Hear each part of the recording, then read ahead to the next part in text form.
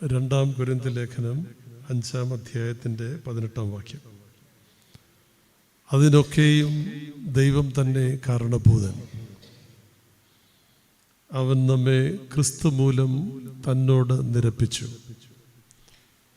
നിരപ്പിൻ്റെ ശുശ്രൂഷ ഞങ്ങൾക്ക് തന്നിരിക്കും. ശിരസ് നമിക്കാം. ഈ സന്ധ്യയുടെ അനുഗ്രഹത്തിനായിട്ട് നമുക്ക് പ്രാർത്ഥിക്കാം. സകല ചരാചരങ്ങളെയും തൻ്റെ ഉള്ളം കൈയാൽ ചമയ്ക്കുകയും ഉള്ളം കൈയിൽ വഹിക്കുകയും ചെയ്യുന്ന സ്വർഗസ്ഥ പിതാവാം ദൈവമേ, നിനക്ക് സ്തുതി. തൻ്റെ ചങ്കിലെ ചോരയാൽ ഈ പ്രപഞ്ചത്തെ വീണ്ടെടുത്ത ഏകജാതനായ പുത്ര, നിനക്ക് വന്ദനം. സകല സത്യത്തിലും അടിയങ്ങളെ അനുഗ്രഹത്തോടെ അനുദിനം വഴി നടത്തുന്ന പരിശുദ്ധ റൂഹായം ദൈവമേ, നിനക്ക് സ്തോത്രം. ഈ സന്ധ്യയിൽ ലൗകിക ചിന്തകളിൽ നിന്ന് ഞങ്ങളുടെ മനസ്സ് പിൻവാങ്ങുകയും എല്ലാ ഭൗതിക ആലോചനകളിൽ നിന്ന് ഞങ്ങളുടെ ശരീരം വിരമിക്കുകയും ചെയ്തുകൊണ്ട് നിന്റെ പദാന്തികത്തിങ്കിലായിരിക്കാൻ തന്ന ദൈവകൃപയെ ഞങ്ങൾ നന്ദിയോടെ ഓർക്കുന്നു. തമ്പുരാനെ, ഈ സന്ധ്യ സമാധാനത്തിൻ്റെതാകണമേ. വരുവാനടുത്തിരിക്കുന്ന രാത്രി മായാമോഹം കൂടാത്തതും ഉപദ്രവം കൂടാത്തതുമാകണമേ. നിന്റെ പാദാന്തികത്തിലിരുന്ന ജീവന്റെ വചനങ്ങളെ ധ്യാനിപ്പാനും കേൾക്കുന്ന വചനങ്ങളെ ജീവിതത്തിൽ പ്രാവർത്തികമാക്കുവാനും ആമുഖത്തിൽ ഓർമ്മിപ്പിച്ചതുപോലെ അത് ശിക്ഷാവിധിക്ക് ഇടയാകാതെ രക്ഷയ്ക്ക് മുഖാന്തരമാകുന്നതിനും സ്വർഗം സഹായിക്കണമേ. ഇത് ഇടവകയുടെ പെരുന്നാളിന് ഞങ്ങളെ തന്നെ ഒരുക്കുന്നതാവണമേ. തള്ളേണ്ടവയെ തള്ളുവാനും കൊള്ളേണ്ടവയെ കൊള്ളുവാനുമുള്ള ആർജവത്വം ഈ ശുശ്രൂഷകളിലൂടെ ഞങ്ങൾ ആർജിക്കുവാൻ സ്വർഗം ഞങ്ങളെ സഹായിക്കണമേ. നേതൃത്വം കൊടുക്കുന്ന വന്യഭിഷിക്തനായിട്ട് പ്രാർത്ഥിക്കുന്നു. എല്ലാ ഇടവക മക്കളെ ഓർത്ത് പ്രാർത്ഥിക്കുന്നു. സഭയുടെ അനുഗ്രഹത്തിനായിട്ട് പ്രാർത്ഥിക്കുന്നു. ദേശത്തിൻ്റെ അനുഗ്രഹത്തിനായിട്ട് പ്രാർത്ഥിക്കുന്നു. രോഗികളുടെ സൗഖ്യത്തിനായിട്ട് പ്രാർത്ഥിക്കുന്നു. എല്ലാ നന്മകളാലും ഞങ്ങളെല്ലാം നിറച്ചോട്ട് സമസ്തവും ഞങ്ങൾക്കായി ജീവൻ വെച്ച പൊന്നേശു തമ്പുരാന്റെ നാമത്തിൽ സമർപ്പിക്കുന്നു. കൃപയോടെ കേട്ട ഉത്തരമരുളുമാറാകണമേ. ആമേൻ. ത്രിയേക ദൈവത്തിൻ്റെ വലിയ തിരുനാമം മഹത്വപ്പെടട്ടെ.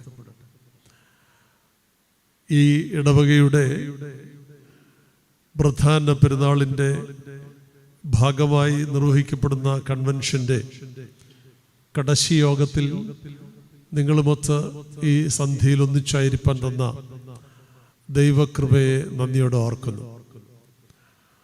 ഈ ആലയത്തിൻ്റെ നിർമ്മിതിക്കൊക്കെ മുമ്പ് പഴയ കൊച്ചു ദേവാലയത്തിൽ വന്ന ഓർമ്മയാണ് എനിക്കുള്ളത്. അതിനുശേഷം സഭയുടെ വ്യത്യസ്ത ശുശ്രൂഷ മേഖലകളുമായി വിട്ടു നിൽക്കേണ്ടി വന്നതുകൊണ്ട്, നാട്ടിൽ നിന്ന് വിട്ടു നിൽക്കേണ്ടി വന്നതുകൊണ്ട് കൂടുതൽ ചേർന്ന് നിന്ന് ഈ ആലയത്തിൻ്റെ നിർമ്മിതിയും ശുശ്രൂഷകളൊന്നും കാണാനായിട്ട് ഇടയായിട്ടില്ല. ഇത്ര മനോഹരമായ ഈ കുന്നിൻ്റെ മുകളിൽ എല്ലാ തരത്തിലും ദൈവ സാന്നിധ്യമുള്ളൊരിടം, ചൈതന്യമുള്ള ഒരാലയം, അക്ഷരാർത്ഥത്തിൽ ഇതിനകത്തേക്ക് കടന്നു വരുമ്പോഴുണ്ടാകുന്നൊരാത്മീയ അനുഭൂതി, ഇതൊക്കെ അവോളം അനുഭവിപ്പാൻ തക്കവണ്ണം നിങ്ങൾക്ക് ഇടയാകുന്ന ഭാഗ്യത്തെ നന്ദിയോടെ ഓർക്കുകയാണ്. ഇന്ന് ഈ സന്ധ്യയിൽ ഒന്നിച്ചായിരിക്കാൻ തക്കവണ്ണം എനിക്ക് അവസരമൊരുക്കിയത് എൻ്റെ സഹോദരനാണ് ടി തോമസ് അച്ഛൻ. ഒരേ കാലയളവിൽ ഞങ്ങൾ സെമിനാരിയിൽ പഠിച്ചതാണ്. ഞങ്ങൾക്കൊക്കെ ഏറെ ആദരവും ബഹുമാനവുമുള്ള വ്യക്തിയാണ്. പ്രത്യേകിച്ച് ഞങ്ങളുടെ ശുശ്രൂഷകൾ ആരംഭിക്കുന്നത് ചെങ്ങന്നൂർ ഭദ്രാസനത്തിൽ നിന്നാണ്. അച്ഛൻ പിന്നീട് സൗകര്യാർത്ഥം മാവേലിക്കരയിലേക്ക് പോയെങ്കിലും ഇന്നും ആ സൗഹൃദവും സ്നേഹവും, അച്ഛനിരിക്കുന്ന വലിയ വലിയ കത്തീഡ്രലൊക്കെയാണല്ലോ അച്ഛൻ ഇരുന്നിട്ടുള്ളത്. അപ്പം അവിടെയൊക്കെ ഇരിക്കുമ്പോഴും ഏത് ഇടവകളിലായെങ്കിലും ഈ ശുശ്രൂഷകളുമായിട്ടൊക്കെ ഞങ്ങളെ ചേർത്ത് നിർത്തുവാനും ബന്ധപ്പെടുത്തുവാനും ഒക്കെ ലഭിക്കുന്ന ഒരു വാത്സല്യവും കരുതലും കാണിക്കുന്നത് ഓർത്ത് ദൈവത്തെ സ്തുതിക്കുക. ഇന്നും ഈ ശുശ്രൂഷയ്ക്ക് തന്ന വലിയ അവസരത്തിനായി പ്രത്യേകിച്ച് പ്രിയ ജിമ്മിയൊക്കെ എനിക്ക് സഹോദരതുല്യമായ സ്നേഹമുണ്ട്. ടിൻഡു അച്ഛനൊക്കെ ഞങ്ങളോടൊപ്പം വൈദിക ശ്രേണിയിൽ അനുഗ്രഹത്തോടെ ശുശ്രൂഷിക്കുന്നു. പ്രത്യേകിച്ച് വാതുക്കലിരിക്കുന്ന വല്യച്ഛന എന്നെ മാമോദീസ മുഖ്യത്, തെക്കേച്ചലക്കിലെ വല്യച്ഛൻ, മൺമറഞ്ഞു പോയ വല്യച്ഛന മാമോദീസ മുഖ്യത്. ആ അച്ഛൻ്റെ അനുഗ്രഹീതമായ പാത പിന്തുടർന്നുകൊണ്ട് ഈ ശുശ്രൂഷയിലേക്കൊക്കെ കടന്നു വരുവാൻ ഇടയായ വലിയ ഭാഗ്യവും ആ പിതൃസ്മരണയ്ക്ക് മുമ്പിൽ ഞാൻ ശിരസ്സ് നമിക്കുവാനും ഈ അനുഗ്രഹീത സന്ധ്യ ഞാൻ പ്രയോജനപ്പെടുത്തുകയാണ്. തീർച്ചയായിട്ടും ഈ ഇടവക നാൾക്കുനാൾ അഭൂർജ്യപ്പെടട്ടെ. അച്ഛൻ്റെ കർമ്മശേഷിയോടുകൂടിയുള്ള നേതൃത്വം തീർച്ചയായിട്ടും ഇടവകയുടെ മുമ്പോട്ടുള്ള പ്രയാണത്തിൽ കൂടുതൽ അനുഗ്രഹപൂർണമാകും എന്നുള്ളതിന് സംശയമില്ല. ഈ സന്ധ്യ സാന്ദ്രമാക്കുന്ന മനോഹരമായ ഗാന ശുശ്രൂഷ നാം കേൾക്കുകയുണ്ടായി.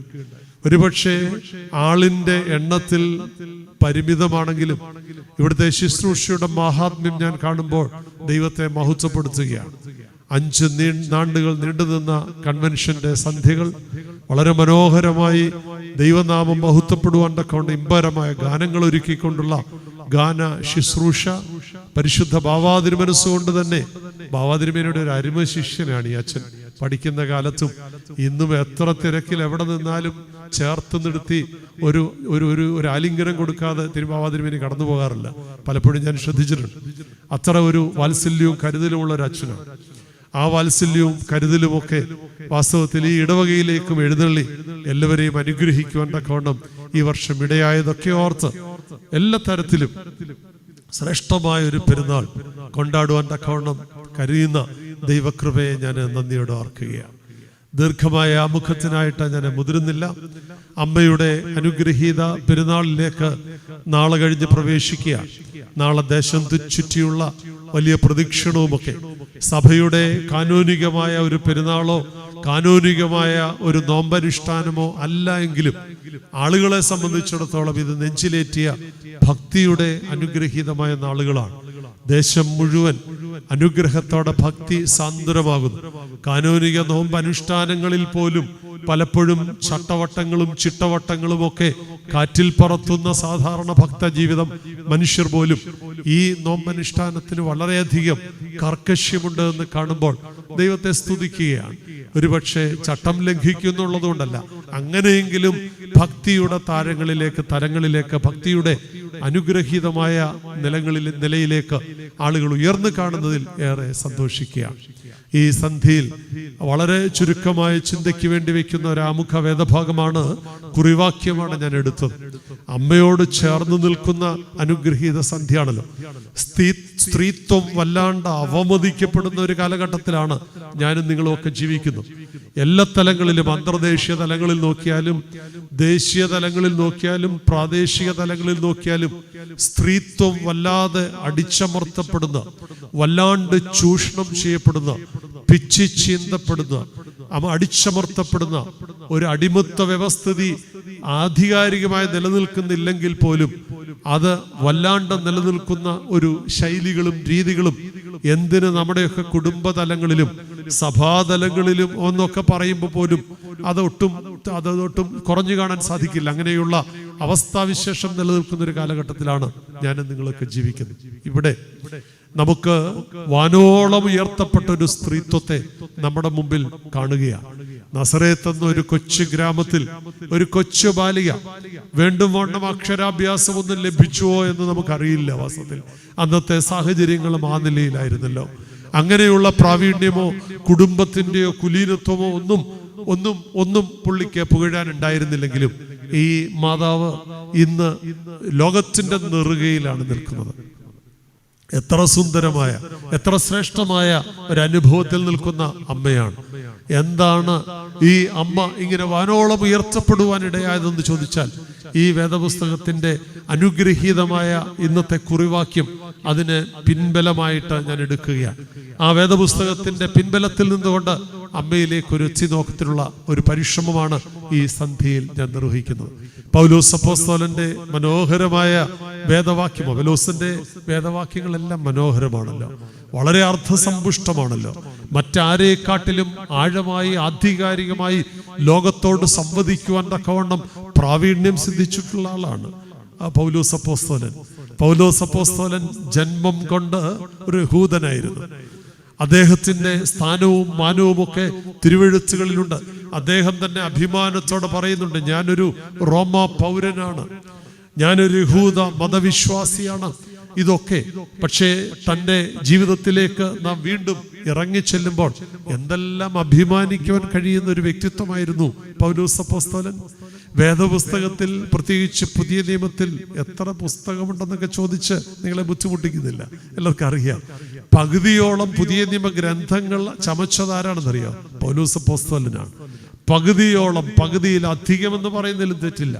14ഓളം ഗ്രന്ഥങ്ങൾ. എബ്രായ ലേഖനത്തെക്കുറിച്ചൊക്കെ വ്യത്യസ്ത അഭിപ്രായങ്ങൾ വേദ പുസ്തക പണ്ഡിതന്മാരുടെ ഇടയിൽ ഉണ്ടെങ്കിലും അതുൾപ്പെടെ 14ഓളം ഗ്രന്ഥങ്ങൾ ചമച്ച ആളാണ് പൗലോസ് അപ്പോസ്തലൻ. അപ്പോഴ് എല്ലാ അറിവിൻ്റെയും നിറകുടമെന്ന് വിശേഷിപ്പിക്കാവുന്ന വ്യക്തിത്വമാണ്. റോമ സാമ്രാജ്യത്തിന്റെ നിയമസംഹിതകളൊക്കെ അരച്ച് കലക്കി കുടിച്ചിട്ടുള്ള ആളായിരുന്നു പൗലോസ് അപ്പോസ്തലൻ. യഹൂദ മതഗ്രന്ഥങ്ങൾ തലനാരിഴ കീറി അതിൻ്റെ ആഴവും വ്യാപ്തിയും ഒക്കെ പഠിച്ചിട്ടുള്ള ആളായിരുന്നു പൗലോസ് അപ്പോസ്തലൻ. അദ്ദേഹം പഠിച്ച യൂണിവേഴ്സിറ്റിയെ കുറിച്ച് അറിയാമോ? എവിടെ ഏത് യൂണിവേഴ്സിറ്റിയിലാണെന്ന് അറിയാമോ? ഇല്ല. ആ യൂണിവേഴ്സിറ്റിയുടെ വൈസ് ചാൻസലറെ നിങ്ങൾക്കൊക്കെ അറിയാം. ആരായിരുന്നു ആ യൂണിവേഴ്സിറ്റി അറിയില്ല, പിന്നെ വൈസ് ചാൻസലറെ എങ്ങനെ അറിയുന്നത്? ആ വൈസ് ചാൻസലറുടെ പേര് പറഞ്ഞാൽ പെട്ടെന്ന് അറിയും. നിങ്ങൾ ആരാണെന്നറിയാം? ഗമാലിയേലായിരുന്നു ആ യൂണിവേഴ്സിറ്റിയുടെ വൈസ് ചാൻസലർ. ആ യൂണിവേഴ്സിറ്റി ഒരു പക്ഷേങ്കിൽ അമേരിക്കയിലെ ഹാർവാർഡ് യൂണിവേഴ്സിറ്റിയിലോ UK-യിലുള്ള കേംബ്രിഡ്ജിലോ ഓക്സ്ഫോർഡിലോ ഒക്കെ പോയി പഠിക്കുന്നതിന് ഈ യൂണിവേഴ്സിറ്റികളൊക്കെ സന്ദർശിക്കാൻ ഭാഗ്യം കിട്ടിയ ഒരാളാണ്. അതിൻ്റെ മഹത്വവും ശ്രേഷ്ഠതയും അതിൻ്റെ മാഹാത്മ്യവും ഒക്കെ ഞാൻ അറിഞ്ഞിട്ടുള്ള ഒരാളാണ്. ആ നിലയിൽ ചിന്തിക്കുമ്പോൾ അതിനെക്കാട്ടിലൊക്കെ മഹത്വമുള്ള ഒരു യൂണിവേഴ്സിറ്റിയും അതിൻ്റെ വൈസ് ചാൻസലറുമായിരുന്നു അനുഗ്രഹീതനായ ഗമാലിയേൽ. അദ്ദേഹത്തിൻ്റെ പാദാന്തികത്തിങ്കിലിരുന്ന് പഠിച്ച് വേദപ്രമാണത്തിൻ്റെ ആഴവും പരപ്പും ഗ്രഹിച്ചിട്ടുള്ള ഒരാളാണ്. ഇത്ര കണ്ട് യവനായ തത്വസംഹിതകളെയും അതിൻ്റെ തത്വപരിജ്ഞാനങ്ങളെയും ആവാഹിച്ചിട്ടുള്ള മനുഷ്യർ ചിന്ത നമുക്ക് കാണാനായിട്ട് സാധിക്കില്ല. ഞാൻ പറഞ്ഞു വരുന്നത്, ഇത്ര കണ്ട് പ്രാവീണ്യമുള്ളൊരു മനുഷ്യൻ ഈ ലോകത്തോട് വിളിച്ചു പറയുന്ന ചില സത്യങ്ങളുണ്ട്. ഈ ലോകത്തോട് വിളിച്ചു പറയുന്ന ചില സത്യങ്ങളുണ്ട്. അതിൽ മനോഹരമായൊരു സത്യമാണ് ഈ വേദഭാഗത്ത്, പ്രത്യേകിച്ച് 2 കൊരിന്ത്യർ ലേഖനത്തിൻ്റെ 5-ാം അധ്യായത്തിൻ്റെ 18-ാം വാക്യത്തിൽ പറയുന്നു, അതിനൊക്കെ ദൈവമാണ് കാരണഭൂതൻ. അവൻ ക്രിസ്തു മൂലം നമ്മെ തന്നോട് നിരപ്പിച്ചു. നിരപ്പിൻ്റെ ശുശ്രൂഷ നമുക്ക് തന്നിരിക്കുന്നു. അമ്മ എന്താണ് ചെയ്തതെന്ന് ചോദിച്ചാൽ ഇതാണ് ഒറ്റവാക്യത്തിൽ ഈ പ്രസംഗത്തിന്റെ ടൈറ്റിൽ. വലിയൊരു അനുരഞ്ജനത്തിന്റെ ശുശ്രൂഷയുടെ അടിത്തറ പാകിയ ആളാണ് അമ്മ. എന്താണ് അനുരഞ്ജനത്തിന്റെ അമ്മയുടെ ശുശ്രൂഷ? എന്തായിരുന്നു? വിണ്ണും മണ്ണും തമ്മിൽ വല്ലാണ്ടകന്നു. വലിയൊരു വിള്ളലുണ്ടായി. മനുഷ്യന്റെ പാപം മൂലം ആദി മനുഷ്യൻ ആദാം ഏദൻ തോട്ടത്തിൽ വെച്ച് തന്നെ വഴിതെറ്റി പാളം തെറ്റിപ്പോയതിൻ്റെ പരിണിത ഫലമായി മാനവരാശി മുഴുവൻ വീണുപോയ ഒരഗാധ ഗർത്തത്തിൽ നിന്ന് മാനവരാശിയെ വീണ്ടെടുക്കുവാൻ മണ്ണും വിണ്ണും തമ്മിൽ ചേർത്ത് നിർത്തുന്ന ഒരു പാലമായിരുന്നു, അനുരഞ്ജനത്തിന്റെ പാലമായിരുന്നു അമ്മ. അതുകൊണ്ട് തന്നെ ഈ സന്ധ്യയിലെ ശുശ്രൂഷയ്ക്ക് ഞാൻ കൊടുക്കുന്ന ടൈറ്റിൽ അനുരഞ്ജനം എന്നുള്ളത് തന്നെയാണ്. അമ്മ നമ്മോട് സുവിശേഷിക്കുന്നതും സാക്ഷിക്കുന്നതും ഈ അനുരഞ്ജനത്തെ കുറിച്ചാണ്. വിണ്ണും മണ്ണും തമ്മിൽ ചേർത്ത് നിർത്തുവാൻ, ദൈവത്തെയും മനുഷ്യനെയും തമ്മിൽ ചേർത്ത് നിർത്തുവാൻ, മനുഷ്യനെയും തമ്മിൽ ചേർത്ത് നിർത്തുവാൻ അമ്മ പ്രവർത്തിച്ച അനുഗ്രഹീതമായ യത്നത്തിന്റെ നന്മയുടെ അനുഗ്രഹീത തലങ്ങളാണ് നമുക്ക് ധ്യാന വിഷയമാകേണ്ടത്. ഒരുപക്ഷെ എന്നെ മാധ്യമങ്ങളിലൂടെ വിദൂരതയിലുള്ളവർ കാണുന്നുണ്ടെങ്കിലും എൻ്റെ മുമ്പിലിരിക്കുന്ന ജനങ്ങൾ, പ്രത്യേകിച്ച് ഇവിടെ ചുറ്റും ശബ്ദപരിധിയിൽ നാനാ ജാതി മതസ്ഥരായ ആളുകൾ എന്നെ കേൾക്കുകയും ഈ ശബ്ദത്തിന് കാതോർക്കുകയും ചെയ്യുന്നുണ്ട്. ഈ സമൂഹത്തെ മുഴുവൻ ഞാൻ മുൻപിൽ കണ്ടുകൊണ്ട് ഈ സുവിശേഷത്തിൻ്റെ അനുഗ്രഹീത തലങ്ങളിലേക്ക് ഞാൻ ഇറങ്ങുമ്പോൾ എൻ്റെ മനസ്സിലെ ചിന്ത, ദൈവത്തിൻ്റെ പരമമായ ലക്ഷ്യം, ദൈവത്തിൻ്റെ മനുഷ്യാവതാരത്തിൻ്റെ പരമമായ ലക്ഷ്യം എന്താണെന്ന് ചോദിച്ചാൽ ഒന്നേ ഉള്ളൂ, അനുരഞ്ജനമായിരുന്നു. ഈ അനുരഞ്ജനം ഏതെല്ലാം തലങ്ങളിലുണ്ടാവണം, അത് എങ്ങനെയായിരിക്കണം, അതിൻ്റെ അടിത്തറ എന്തായിരിക്കണം, ഇതെല്ലാമാണ് ഈ സുവിശേഷ ഭാഗം നമ്മെ പ്രബോധിപ്പിക്കുന്നത്. അനുരഞ്ജനത്തിന് അനിവാര്യമായിരിക്കുന്ന ഒന്നാമത്തെ ഘടകം എന്താണെന്ന് ചോദിച്ചാൽ അതിന് ഞാൻ അടിവരയിടുകയാണ്. ഒന്നാം ചിന്തയായിട്ട് പൗലോസ് അപ്പോസ്തലൻ 5-ാം അധ്യായത്തിൻ്റെ 18-ാം വാക്യത്തിൽ പറയുകയാണ്, അതിനൊക്കെ ആരാണ് കാരണഭൂതൻ? ദൈവമാണ് കാരണഭൂതൻ. അതിനൊക്കെ ദൈവമാണ് കാരണഭൂതൻ.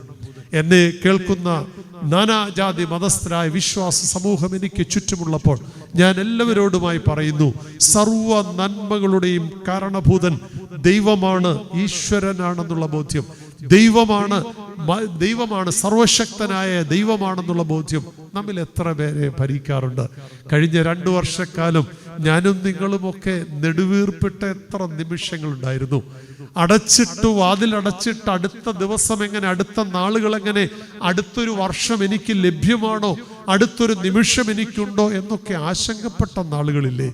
വല്ലാണ്ട് വിറുങ്ങലിച്ചിരുന്ന നാളുകളില്ലേ? നമുക്ക് തന്ന വിടുതൽ, അതിന് കാരണം ദൈവമാണെന്നുള്ള ബോധ്യം എത്ര പേരെ നമ്മെ ഭരിക്കാറുണ്ട്? അതുകൊണ്ട് തന്നെ ഈ ബോധ്യം നമ്മെ ഭരിക്കണം. എല്ലാറ്റിൻ്റെയും കാരണഭൂതൻ ദൈവമാണെന്നുള്ള ബോധ്യം എന്നെയും നിങ്ങളെയും ഭരിക്കുവാൻ തക്കവണ്ണം ഇടയാവണം. ഒരുപക്ഷെ അമ്മയോട് ചേർന്ന് നിൽക്കുമ്പോൾ അമ്മ തരുന്ന അനുഗ്രഹീതമായ അടിസ്ഥാനവും അടിത്തറയും അത് തന്നെയാണ്. എൻ്റെ ദൈവമാണ് എല്ലാ നന്മയുടെയും ഈ വലിയ പദവിയുടെ ഒക്കെ അടിത്തറ എന്ന് വിശ്വസിച്ച ഒരാളാണ് കന്യകമറിയാം അമ്മ.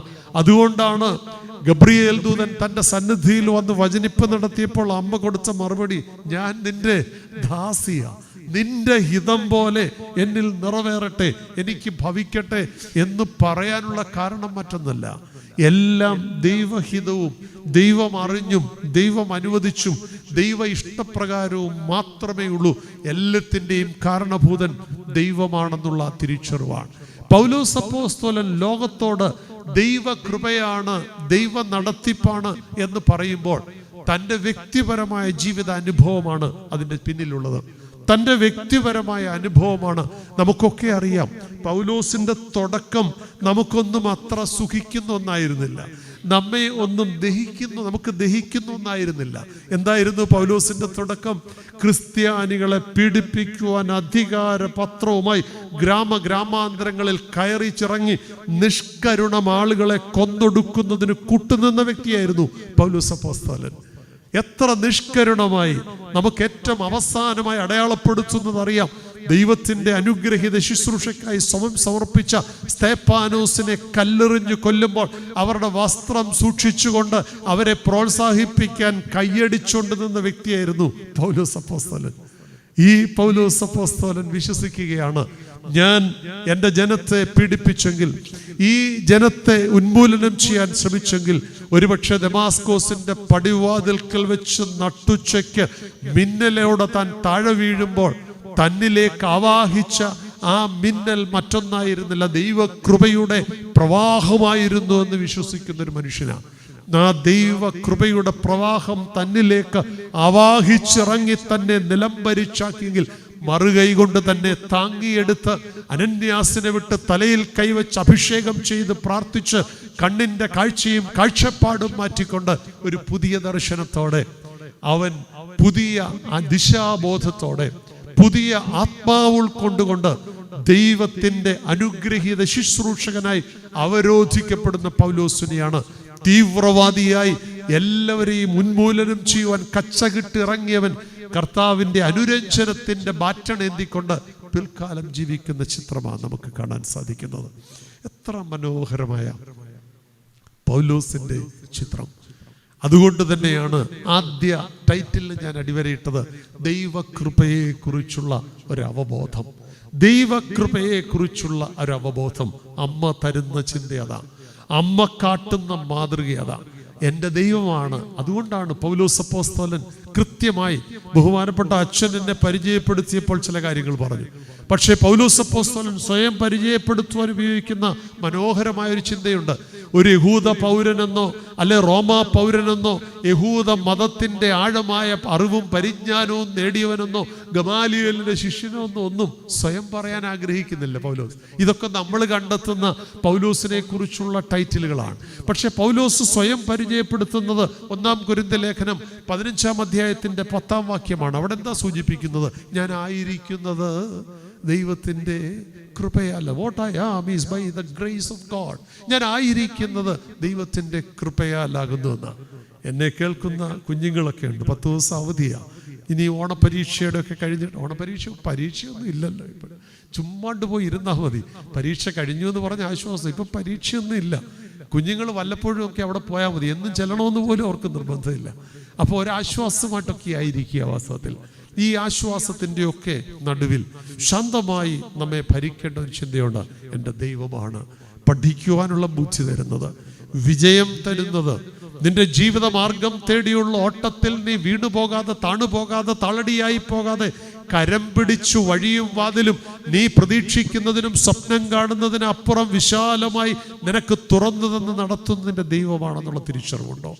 നിനക്ക് തക്ക സമയത്ത് ജീവിതത്തിൻ്റെ പങ്കിടുവാൻ പങ്കാളിയെ തരുന്നത് നിന്റെ ദൈവത്തിൻ്റെ നിയോഗമാണെന്ന് തിരിച്ചറിയുവാനുള്ള വിവേകക്ഷമയും നിനക്കുണ്ടോ?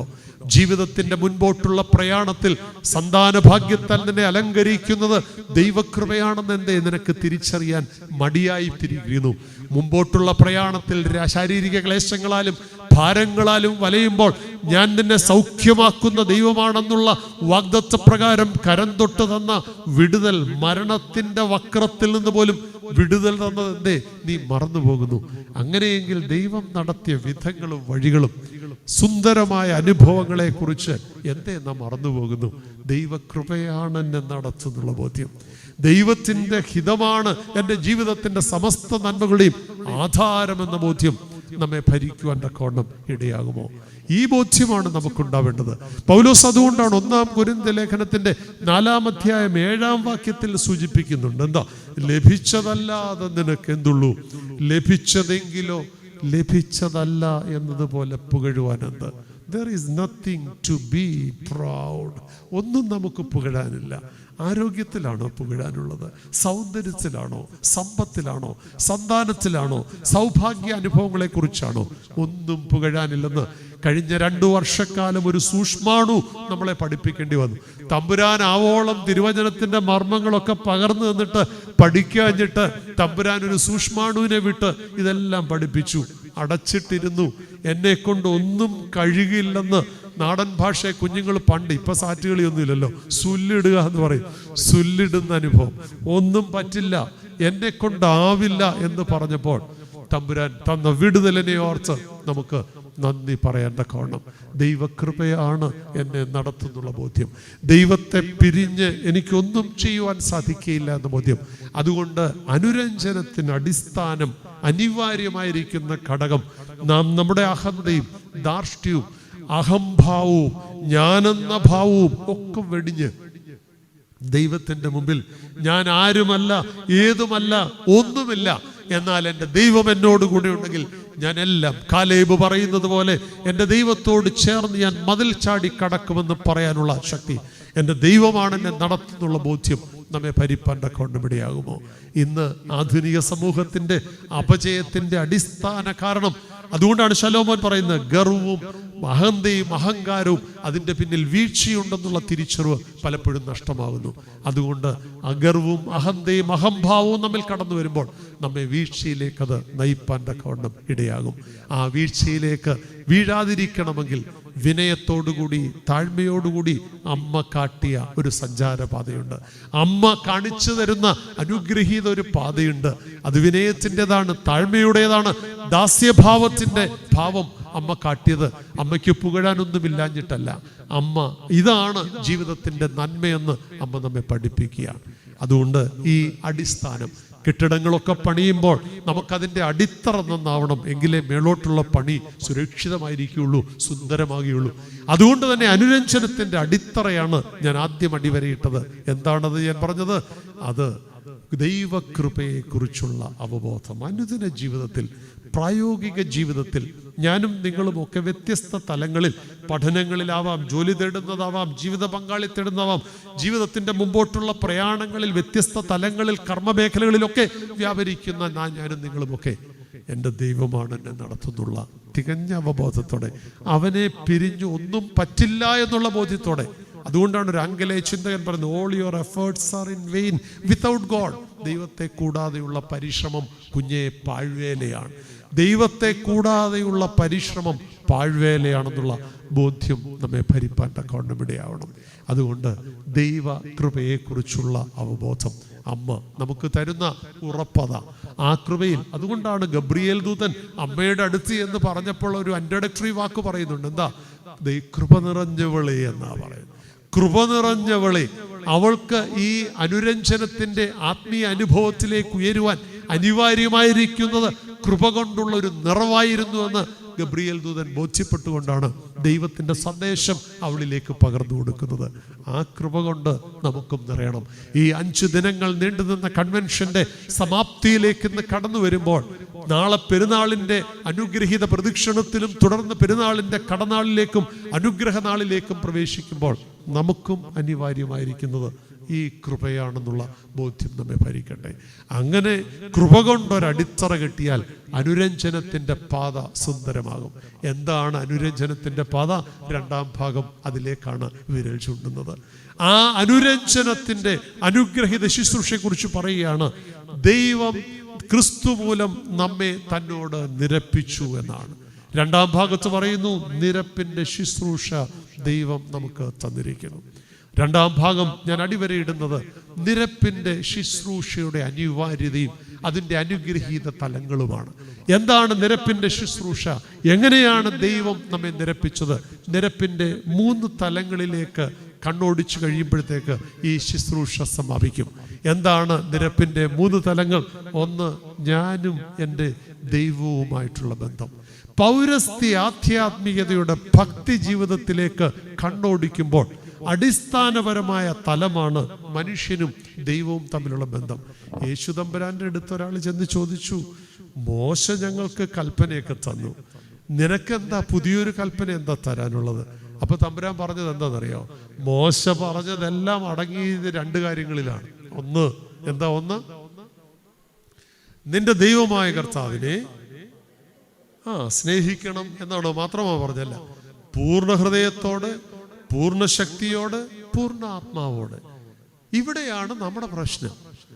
നമ്മൾ സ്നേഹിക്കുന്നുണ്ടോ എന്ന് ചോദിച്ചാൽ, പണ്ട് പത്രോസിനെ തിബേരിയോസ് കടൽക്കരയിൽ വെച്ച് തമ്പുരാൻ പുനരുത്ഥാനം ചെയ്തതിന് ശേഷം അവൻ ഒരു പിന്നോക്കമൊക്കെ പോയപ്പോഴത്തേക്ക് തമ്പുരാൻ അവരെ പിടിക്കാൻ ചെന്നൊരു ചോദ്യം ചോദിച്ചു, എന്നെ സ്നേഹിക്കുന്നു എന്ന് ചോദിച്ചു. എന്താ പത്രോസിന്റെ മറുപടി? അയ്യോ കർത്താവേ, എത്ര ഉച്ചത്തിലാണെന്നറിയോ? ആ ശബ്ദത്തിന്റെ തിരമാല മുഴുവൻ ഉയർന്നതുപോലെയാ അവന്റെ ശബ്ദം അവിടെ മുഴങ്ങിയത്. വാസ്തവത്തിൽ അവൻ എന്ന് പറഞ്ഞു. 2ാമത് ഒന്നുകൂടെ ചോദിച്ചപ്പോഴത്തേക്ക് അവൻ ഇച്ചിരി ചൂളി. 3ാമത് ഒന്നുകൂടെ ആവർത്തിച്ച് അതേ ചോദ്യം തമ്പുരാൻ ചോദിച്ചപ്പോൾ അവൻ കരയാൻ തുടങ്ങി, പൊട്ടിക്കരയാൻ തുടങ്ങി. പലപ്പോഴും നമുക്കും പൊട്ടിക്കരയേണ്ട അവസ്ഥയാണ്. സ്നേഹിക്കുന്നുവോ എന്ന് ചോദിച്ചാൽ നമുക്ക് ഉത്തരം പറയുന്നതിന് മടിയൊന്നുമില്ല. പക്ഷെ ആവർത്തിച്ച തമ്പുരാൻ ഒന്നുകൂടെ ചോദിക്കുമ്പോൾ 2ാമത് ഒന്നുകൂടെ ചിന്തിക്കണം. 3ാമത് ആവർത്തനം വരുമ്പോൾ നമുക്ക് മറുപടി അല്ല, പൊട്ടിക്കരയാൻ മാത്രമേ സാധിക്കുകയുള്ളൂ. കാരണം തമ്പുരാൻ നിന്നിൽ നിന്ന് പ്രതീക്ഷിക്കുന്ന നിന്നോടുള്ള സ്നേഹം പൂർണ്ണതയുള്ളതാവണം. ഇവിടെയാണ് നമ്മൾ പരാജയപ്പെടുന്നത്. എൻ്റെ ദൈവത്തോടുള്ള സ്നേഹം എൻ്റെത് പൂർണ്ണമാണോ? എൻ്റെ ദൈവത്തിൻ്റെയോടുള്ള ആരാധന എൻ്റെത് പൂർണ്ണമാണോ? എത്ര പെരുന്നാളുകൾ ഈ ഇടവകയായി ആചരിച്ചിട്ടുണ്ട്. ഒരു ശുശ്രൂഷകളിലെങ്കിലും ഞങ്ങൾ എപ്പോഴും അച്ഛന്മാരൊക്കെ കൂടിയിരിക്കുമ്പോൾ ഞാനൊരു സത്യകുമ്പസാരം പോലെ പറയുക, എൻ്റെ മനസ്സിൽ തോന്നിയിട്ടുണ്ട്, ഒരു വിശുദ്ധ കുർബാനയെങ്കിലും അതിൻ്റെ പൂർണ്ണതയോടെ, ഞാൻ 2 ബാർ ബ്രാക്കറ്റിൽ ഇൻവെർട്ടർ കോമയിൽ ഇടുക, അതിൻ്റെ പൂർണ്ണതയോടെ. എന്താ പൂർണ്ണത എന്ന് പറയുന്നത്? തലേ ദിവസം ആത്മശരീരദേഹികളെ സമർപ്പണ വിധേയമാക്കിക്കൊണ്ട് സന്ധ്യാപ്രാർത്ഥനയും രാത്രിയുടെ യാമപ്രാർത്ഥനകളും അനുതാപത്തിന്റെ കീർത്തനങ്ങളും മാബൂർഗിലെ പിലക്സിനോസിന്റെയും മറ്റു പിതാക്കന്മാരുടെയും രഹസ്യ പ്രാർത്ഥനകളും എല്ലാം പൂർത്തീകരിച്ചുകൊണ്ട് രാത്രിയാമങ്ങളുടെ കൃത്യതയായ അനാനുഗ്രഹത്തോടെ സമർപ്പണത്തോടെ പ്രാർത്ഥന നിർവഹിച്ചുകൊണ്ട് പ്രഭാതയാമത്തിന്റെ ആദിയോടന്തം പ്രാർത്ഥനകൾ പൂർത്തീകരിച്ചുകൊണ്ട് അനുതാപകീർത്തനങ്ങൾ ചൊല്ലിക്കൊണ്ട് വിശുദ്ധ ദുയോബയുടെ അനുഗ്രഹീത ശുശ്രൂഷകളുടെ നിറപടിയായ നിർവഹണങ്ങൾ ആവർത്തിച്ചുള്ളത് ഏകാഗ്ര മനസ്സോടെ പൂർത്തീകരിച്ചുകൊണ്ട് ആദിയോടന്തം ഒരു ചിന്തകളിലേക്കും മനസ്സോ ഹൃദയമോ പതറിപ്പോകാതെ അലസതയുടെ ലാഞ്ചനയില്ലാതെ ശുശ്രൂഷയുടെ പൂർത്തീകരണം ജനത്തെ സമാധാനത്തോടെ അയച്ചിട്ട് വീണ്ടും പോസ്റ്റ് കമ്മ്യൂണിയൻ അതിൻ്റെ പൂർണ്ണതയിൽ സമാപിച്ചിട്ട് ബലിപീഠത്തെ 3 പ്രാവശ്യം ചുംബിച്ച് സമാധാനത്തോടെ വസിക്കുക എന്ന് പറയാൻ ഇറങ്ങാൻ സാധിച്ചിട്ടുണ്ടോ എന്ന് ചോദിച്ചാൽ ചെറിയ ചോദ്യമല്ല, വലിയ ചോദ്യം എൻ്റെ മുമ്പിൽ ആവർത്തിച്ച ചോദ്യചിഹ്നമായിട്ട് നിൽക്കുകയാണ്. വാസ്തവത്തിൽ പൂർണ്ണത, ഇത് പലപ്പോഴും ഞാനും നിങ്ങളും ചിന്തിക്കണം. പ്രാർത്ഥിക്കുന്നുണ്ടോ എന്ന് ചോദിച്ചാൽ ഉത്തരം കൊടുക്കാൻ എളുപ്പമാണ്. നീ ആത്മാർത്ഥതയോടെ ദൈവഹിതമനുസരിച്ചുള്ള പ്രാർത്ഥന, ദൈവം ഇഷ്ടപ്പെടുന്ന വിധത്തിലുള്ള പൂർണ്ണതയുടെ പ്രാർത്ഥന എന്നിൽ നിന്നുണ്ടാവുന്നുണ്ടോ? ദൈവം ആഗ്രഹിക്കുന്ന വിധത്തിലെ പൂർണ്ണതയോടെയുള്ള ആരാധന എന്നിൽ നിങ്ങൾ ഇന്നുണ്ടാവുന്നുണ്ടോ? ഒരു വിശുദ്ധ ബലിയർപ്പണ അനുഭവമെങ്കിലും അതിൻ്റെ പൂർണ്ണതയോടെയുള്ള ഒരുക്കത്തിൽ ദൈവമേ അതെനിക്ക് പൂർണ്ണ അനുഗ്രഹമാകണമെന്നുള്ള ബോധ്യത്തോടെ നിർവഹിക്കുവാൻ ഓരോരുത്തരുടെയും ആയുസ്സിൻ്റെ ദൈർഘ്യം വെച്ചുകൊണ്ട്, ഇതുവരെയുള്ള ദൈർഘ്യം വെച്ചുകൊണ്ട് ഒന്ന് ചിന്തിച്ച് സാധിച്ചിട്ടുണ്ടോ? ഇവിടെയാണ് ഞാനും നിങ്ങളുമൊക്കെ അറിഞ്ഞും അറിയാതെയും പരാജയത്തിലേക്ക് കൂപ്പുകുത്താൻ ഇടയാകുന്ന വഴിത്താരകൾ. നമുക്ക് പൂർണ്ണതയുടെ ദൈവബന്ധത്തിലുള്ളൊരു പൂർണ്ണത നമുക്ക് അവകാശപ്പെടാനായിട്ട് സാധിക്കുമോ? ദൈവം ആഗ്രഹിക്കുന്നത് ഈ പൂർണ്ണതയാണ്. ദൈവബന്ധത്തിന് ആഗ്രഹിക്കുന്നത് ഈ പൂർണ്ണതയാണ്. അതുകൊണ്ടാണ് ദൈവം അതിനിടയായിട്ട് ഒരേ ഒരാളിൻ്റെ ഉദാഹരണം പറഞ്ഞു, ക്രിസ്തുവിൻ്റെ ഉദാഹരണമാണ്. ക്രിസ്തു മൂലം നമ്മെ തന്നോട് നിരപ്പിച്ചു എന്ന് പറയുന്നത് ക്രിസ്തുവിന് മാത്രമേ ആ പൂർണ്ണത, ദൈവത്തിൻ്റെ പുത്രന് മാത്രമേ ആ പൂർണ്ണത അനുവകാശപ്പെടാനുള്ളൂ. അതുകൊണ്ടാണ് ആൽബർട്ട് ഷിറ്റ്സർ പറയുന്നത്, you can never expect perfection in human being. ഒരു മനുഷ്യനിലും പൂർണ്ണത നമുക്ക് അവകാശപ്പെടാൻ പറ്റില്ല. കാരണം ദൈവത്തിന് മാത്രമേ പൂർണ്ണതയുള്ളൂ. ഞാനും നിങ്ങളുമൊക്കെ അപൂർണരാണ്, പല വിധത്തിൽ അപൂർണരാണ്. പക്ഷെ അപൂർണതയിൽ തന്നെ ആയിരിക്കാനല്ല ദൈവം ആഗ്രഹിക്കുന്നത്. അതുകൊണ്ടാണ് മത്തായി ശ്ലീഹ 5-ാം അധ്യായത്തിന്റെ 48-ാം വാക്യത്തിൽ പറയുന്നത്, നിങ്ങളുടെ പിതാവ് സൽഗുണപൂർണരായിരിക്കുന്നത് പോലെ നിങ്ങളും സൽഗുണപൂർണരാവണം. ആ പൂർണ്ണതയിലേക്ക് വളരണം. ഓരോ ദിവസത്തെ പെരുന്നാൾ, ഓരോ വർഷത്തെ പെരുന്നാൾ പൂർണ്ണതയിലേക്ക് ഒരു പടി വളരാനാണ്. അല്ല അങ്ങ് പൂർണ്ണരാകാൻ പറ്റില്ല. ഓരോ കൺവെൻഷൻ യോഗങ്ങളും, ഓരോ ആരാധന പങ്കാളിത്തവും, ഓരോ വിശുദ്ധ കുർബാനയുടെ അനുഭവ സംസർഗവും ഒക്കെ ഒരു പടി, ഒരു ചെറിയ പടി. നിങ്ങൾക്ക് ഓടാൻ പറ്റത്തില്ല, ചിലപ്പോഴ് ചാടാൻ പറ്റത്തില്ല, നടക്കാനും ത്രാണിയില്ലെന്ന് പറഞ്ഞേക്കാം. പക്ഷേങ്കിൽ നിങ്ങൾക്കൊന്ന് എഴയാൻ സാധിക്കുമോ? ഒരു ഉറുമ്പിന്റെ വേഗതയെങ്കിലും പുറകോട്ടല്ലെന്ന് ഉറപ്പുവരുത്താൻ സാധിക്കുമോ? ഓരോ വർഷങ്ങളും പിന്നിടുമ്പോൾ ആത്മീയമായിട്ട് ഞാൻ പുറകോട്ടല്ല എന്നെങ്കിലും ഉറപ്പുവരുത്തുവാൻ സാധിക്കുമോ? ഒരു കഴഞ്ചെങ്കിലും മുൻപോട്ട്, ഒരു മുമ്പോട്ടാണ് ആ ആരോ മുമ്പോട്ട് നിൽക്കുന്നു എന്ന് ഉറപ്പുവരുത്തുവാൻ സാധിക്കുമോ? ആ ദൈവബന്ധത്തിലേക്ക് അനുരഞ്ജനം അനിവാര്യമായിരിക്കുന്നത് ദൈവത്തിലേക്കുള്ളൊരു മടക്കയാത്രയാണ്. തമ്പുരാന്റെ ഹിതാനുവർത്തികളായി ദൈവിക അനുഭവങ്ങളിലേക്ക് നമുക്കൊരു മടക്കയാത്രയ്ക്കായിട്ട് ഒരുങ്ങുവാൻ തക്കവണ്ണം സാധിക്കുമോ? ദൈവം നമ്മിൽ നിന്ന് ആഗ്രഹിക്കുന്നത്, ദൈവം നമ്മിൽ നിന്ന് പ്രതീക്ഷിക്കുന്നത്, ക്രിസ്തു മൂലം നമ്മെ നിരപ്പാക്കിയത് ആ അനുഭവത്തിലേക്കാണ്. ഇന്ന് പലപ്പോഴും ഞാനും നിങ്ങളുമൊക്കെ ക്രിസ്തുവിൽ നിന്ന് എത്രയോ വിദൂരതയില, എത്രയോ അകലത്തില. ഒരുപക്ഷെ ദേവാലയത്തിനകത്തിരിപ്പുണ്ട് ഞാനും നിങ്ങളുമൊക്കെ, ദൈവവചനമാണ് ഞാൻ നിങ്ങളോട് പറയുന്നത്, നിങ്ങൾ കേൾക്കുന്നതുമൊക്കെ. പക്ഷേ ഞാനും നിങ്ങളുമൊക്കെ യഥാർത്ഥത്തിൽ ദൈവത്തോട് ചേർന്ന് നിൽക്കുന്ന അനുഭവത്തിലാണോ ജീവിക്കുന്നത്? ഇത് ചിന്താ വിഷയമാക്കേണ്ടതാണ്. ഇത് ഞാനും നിങ്ങളുമൊക്കെ ഒന്ന് പുനർചിന്തനം ചെയ്യേണ്ട വിഷയമാണ്. ഇവിടെയാണ് ക്രിസ്തുവിൽ നിന്ന് അകന്നുപോയൊരു മനുഷ്യനെ, ദൈവത്തിൽ നിന്ന്, അപ്പനിൽ നിന്ന് അകന്നുപോയൊരു മനുഷ്യനെ കുറിച്ച് സ്വർഗം സൂചിപ്പിക്കുന്നു, തമ്പുരാൻ സൂചിപ്പിക്കുന്നത്. ശുദ്ധമുള്ള ലൂക്കോസിന്റെ സുവിശേഷം 15-ാം അധ്യായത്തിന്റെ 11 മുതൽ 32 വരെയുള്ള വാക്യങ്ങളിൽ മനോഹരമായൊരു പ്രതിപാദ്യം, ചിരപരിചിതമായ വേദഭാഗമാണ്. അതുകൊണ്ട് വായിപ്പിക്കുവാനോ അതിൻ്റെ വിശദാംശങ്ങളിലേക്ക് ഒന്നും കടക്കാൻ ശ്രമിക്കുന്നില്ല ഞാൻ. അവിടെ പറയുന്നൊരു മനോഹരമായ ചിന്തയുണ്ട്. അവൻ അകലെയായിരുന്നു. ആരെക്കുറിച്ചാണെന്നറിയാം? ആരെക്കുറിച്ച് അവൻ അകലെയായിരുന്നു എന്ന് പറയുന്നത്? ആ ധൂർത്തപുത്രനെ കുറിച്ചാണ്. അങ്ങനെയെങ്കിൽ അവന്റെ പേര് പറഞ്ഞിട്ടുണ്ടോ? ഇല്ല. പേര് വാസ്തവത്തിൽ എല്ലാവർക്കും ചേരുന്നൊരു പേരാണ്. അങ്ങനെയാണെങ്കിൽ ആ പേര് എനിക്കും നിങ്ങൾക്കും ഒക്കെ കൊള്ളാം. ഞാനും നിങ്ങളുമൊക്കെ എത്രയോ അകലെയാണ്. ഒരുപക്ഷെ അവനെക്കാട്ടിൽ അകലെയല്ലേ ഞാനും നിങ്ങളും ഒക്കെ ജീവിക്കുന്നത്? അപ്പന്റെ വീട്ടിൽ അനന്ത സാധ്യതകളുടെ എല്ലാ വാതിലും വാതായനങ്ങളും തുറന്നിട്ടിരിക്കെ അതിൽ നിന്നൊക്കെ എത്രയോ വിദൂരതയില്ല ഞാനും നിങ്ങളും ഒക്കെ ജീവിക്കുക. എല്ലാ തരത്തിലും ഭക്ഷണപാനീയങ്ങളും സംസർഗങ്ങളും കൂട്ടുകെട്ടുകളും ജീവിതശൈലികളും ഒക്കെ എത്രയോ മ്ലേച്ഛമാണെന്ന് ആത്മശോധന ചെയ്യേണ്ടുന്ന വിഷയമാണ്. അതിലേക്കൊന്നും ഞാൻ കടക്കാനായിട്ട് ആഗ്രഹിക്കുന്നില്ല. ഒരു കാര്യം ഞാനും നിങ്ങളും ഉറപ്പോടെ സമ്മതിക്കണം. ദൈവം മുമ്പിൽ ഉറപ്പോടൊരു കുമ്പസാരം പോലെ സമ്മതിക്കണം. അറിഞ്ഞും അറിയാതെയും ഞാൻ ദൈവത്തിൽ നിന്ന് അകന്നുപോയി എന്ന് സമ്മതിക്കുവാൻ നമുക്ക് സാധിക്കുമോ? ഈ മനുഷ്യന് വാസ്തവത്തിൽ അതാണ് അവന്റെ നന്മ. വാസ്തവത്തിൽ എല്ലാ തിന്മയുടെയും അധമമൂർത്തിയായി തിരുവചനവും ഞാനും നിങ്ങളുമൊക്കെ എത്രയോ പ്രസംഗങ്ങളിൽ കേൾക്കുകയും പറയുകയും ചെയ്യുന്നെങ്കിലും ഒരു നന്മയുടെ കൊണിശം. അതുകൊണ്ടാണ് ദൈവശാസ്ത്രജ്ഞന്മാർ പറയുന്നത് മനുഷ്യന്റെ ഉള്ളിൽ ഗോഡ് സ്പോട്ട് എന്ന് പറയും. ഗോൾഡ് സ്പോട്ട് പണ്ട് കുടിക്കുന്നൊരു സാധനമായിരുന്നു, ഡ്രിങ്ക്സിന്റെ പേരാ ഗോഡ് സ്പോട്ട്. അപ്പൊ എത്ര തിന്മയുടെ അധമമൂർത്തിയായി മനുഷ്യൻ തീർന്നാലും ഒരു സ്പാർക്ക് അവൻ്റെ ഉള്ളിലുണ്ട്. വാസ്തവത്തിൽ നന്മയുടെ ഒരു കണിക അവൻ്റെ, അതാണ് ഗോഡ് സ്പോട്ട് എന്ന് പറയുന്നത്. അവൻ അവസരം കിട്ടിയപ്പോൾ മടങ്ങി വരുവാൻ അവനെ പ്രേരിപ്പിച്ചത് അവൻ്റെ ഉള്ളിലെ ദൈവിക തന്തുവാണ്. ആ ഗോഡ് സ്പോട്ടാണ് GOD, ഗോഡ് സ്പോട്ട്. നമ്മുടെയൊക്കെ ഉള്ളിൽ ഈ ഗോഡ് സ്പോട്ടാണ് നമുക്ക് ഇവിടുന്ന് കിട്ടുന്നത്. പിതാവിൻ്റെയും പുത്രൻ്റെയും ജീവനുള്ള പരിശുദ്ധ റൂഹായുടെയും നാമത്തിൽ നിന്നെ മുദ്ര കുത്തുന്ന ഈ അനുഗ്രഹിത സ്പാർക്ക് നമ്മുടെ ഉള്ളിലേക്ക് തരിക. പക്ഷെ അറിഞ്ഞും അറിയാതെയും ആ മാമോദീസ വെള്ളത്തിന്റെ നന്മ മുഴുവൻ നഷ്ടമാക്കി വൈകൃതമായ ജീവിതാനുഭവങ്ങളിലൂടെ ഓടുമ്പോഴും നിന്നിൽ തിരിച്ചു വരാനുള്ള ഒരു സാധ്യത ദൈവം വെച്ചിട്ടുണ്ട്. ഇവിടെ ആ മനുഷ്യനെ കുറിച്ച് 17-ാം വാക്യത്തിൽ പറയുന്നു, അവന് സുബോധം വന്നു. അവന് സുബോധം, ആ വാക്കാണ് ഉപയോഗിച്ചിരിക്കുന്നത്, സുബോധം വന്നു. അപ്പൊ ദൈവത്തിൽ നിന്ന് അകന്നു പോകാനുള്ള കാരണം എന്താണ്? സുബോധമില്ലാത്തതാണ്. ഞാനും നിങ്ങളും അകന്നു നിൽക്കുന്നതിന്റെ കാരണം എന്താ? ഈ സുബോധമില്ലായ്മയാണ്. നമുക്ക് ഈ പെരുന്നാള് സുബോധം വരുത്തണം. ഈ അമ്മയുടെ അനുഗ്രഹീത പെരുന്നാള് വലിയ ഊണും മേളവും കൊട്ടും പാട്ടുമായിട്ട് പോകേണ്ടതല്ല. എന്തിനു വേണ്ടിയുള്ളതാ? ഇവിടെ ഒക്കെ ഡെക്കറേറ്റ് ചെയ്തിരിക്കുകയാണ്. സുബോധം വരുത്താനാ. ഒരു ബോധ്യം ഉണ്ടാവണം. എൻ്റെ അപ്പൻ്റെ ഭവനത്തെക്കുറിച്ചൊരു ബോധ്യം, ഞാൻ ഇന്ന് ആയിരിക്കുന്ന അവസ്ഥയെക്കുറിച്ചുള്ളൊരു ബോധ്യം. അവനെ ഭരിച്ച ചിന്ത അതാ. അവന് സുബോധം വന്നപ്പോൾ ആദ്യം ഓർമ്മ പോയത് എന്തിനെ കുറിച്ചാണെന്നറിയോ? അപ്പൻ്റെ വീടിനെ കുറിച്ച്. എൻ്റെ അപ്പൻ്റെ വീട്, അപ്പൻ്റെ വീടിൻ്റെ അനന്ത സാധ്യതകൾ, ഞാൻ നഷ്ടമാക്കി കളഞ്ഞ ചൈതന്യം, ഇതൊക്കെ അവന് ഓർമ്മ വരികയാണ്. എത്ര മനോഹരമായ ഒരു അനുഗ്രഹീതമായ പ്രതിപാദ്യമാണ് വേദഭാഗത്ത് കാണുന്നത്. ദൈവത്തിലേക്കൊന്നും മടങ്ങാൻ സാധിക്കുമോ? അപ്പൻ്റെ വീടിൻ്റെ അനന്ത സാധ്യതകളിലേക്ക് ഒന്നും മടങ്ങാൻ സാധിക്കുമോ? മകനെന്നും മകളെന്നും ഒക്കെ മുദ്രമുക്തിയതല്ലേ.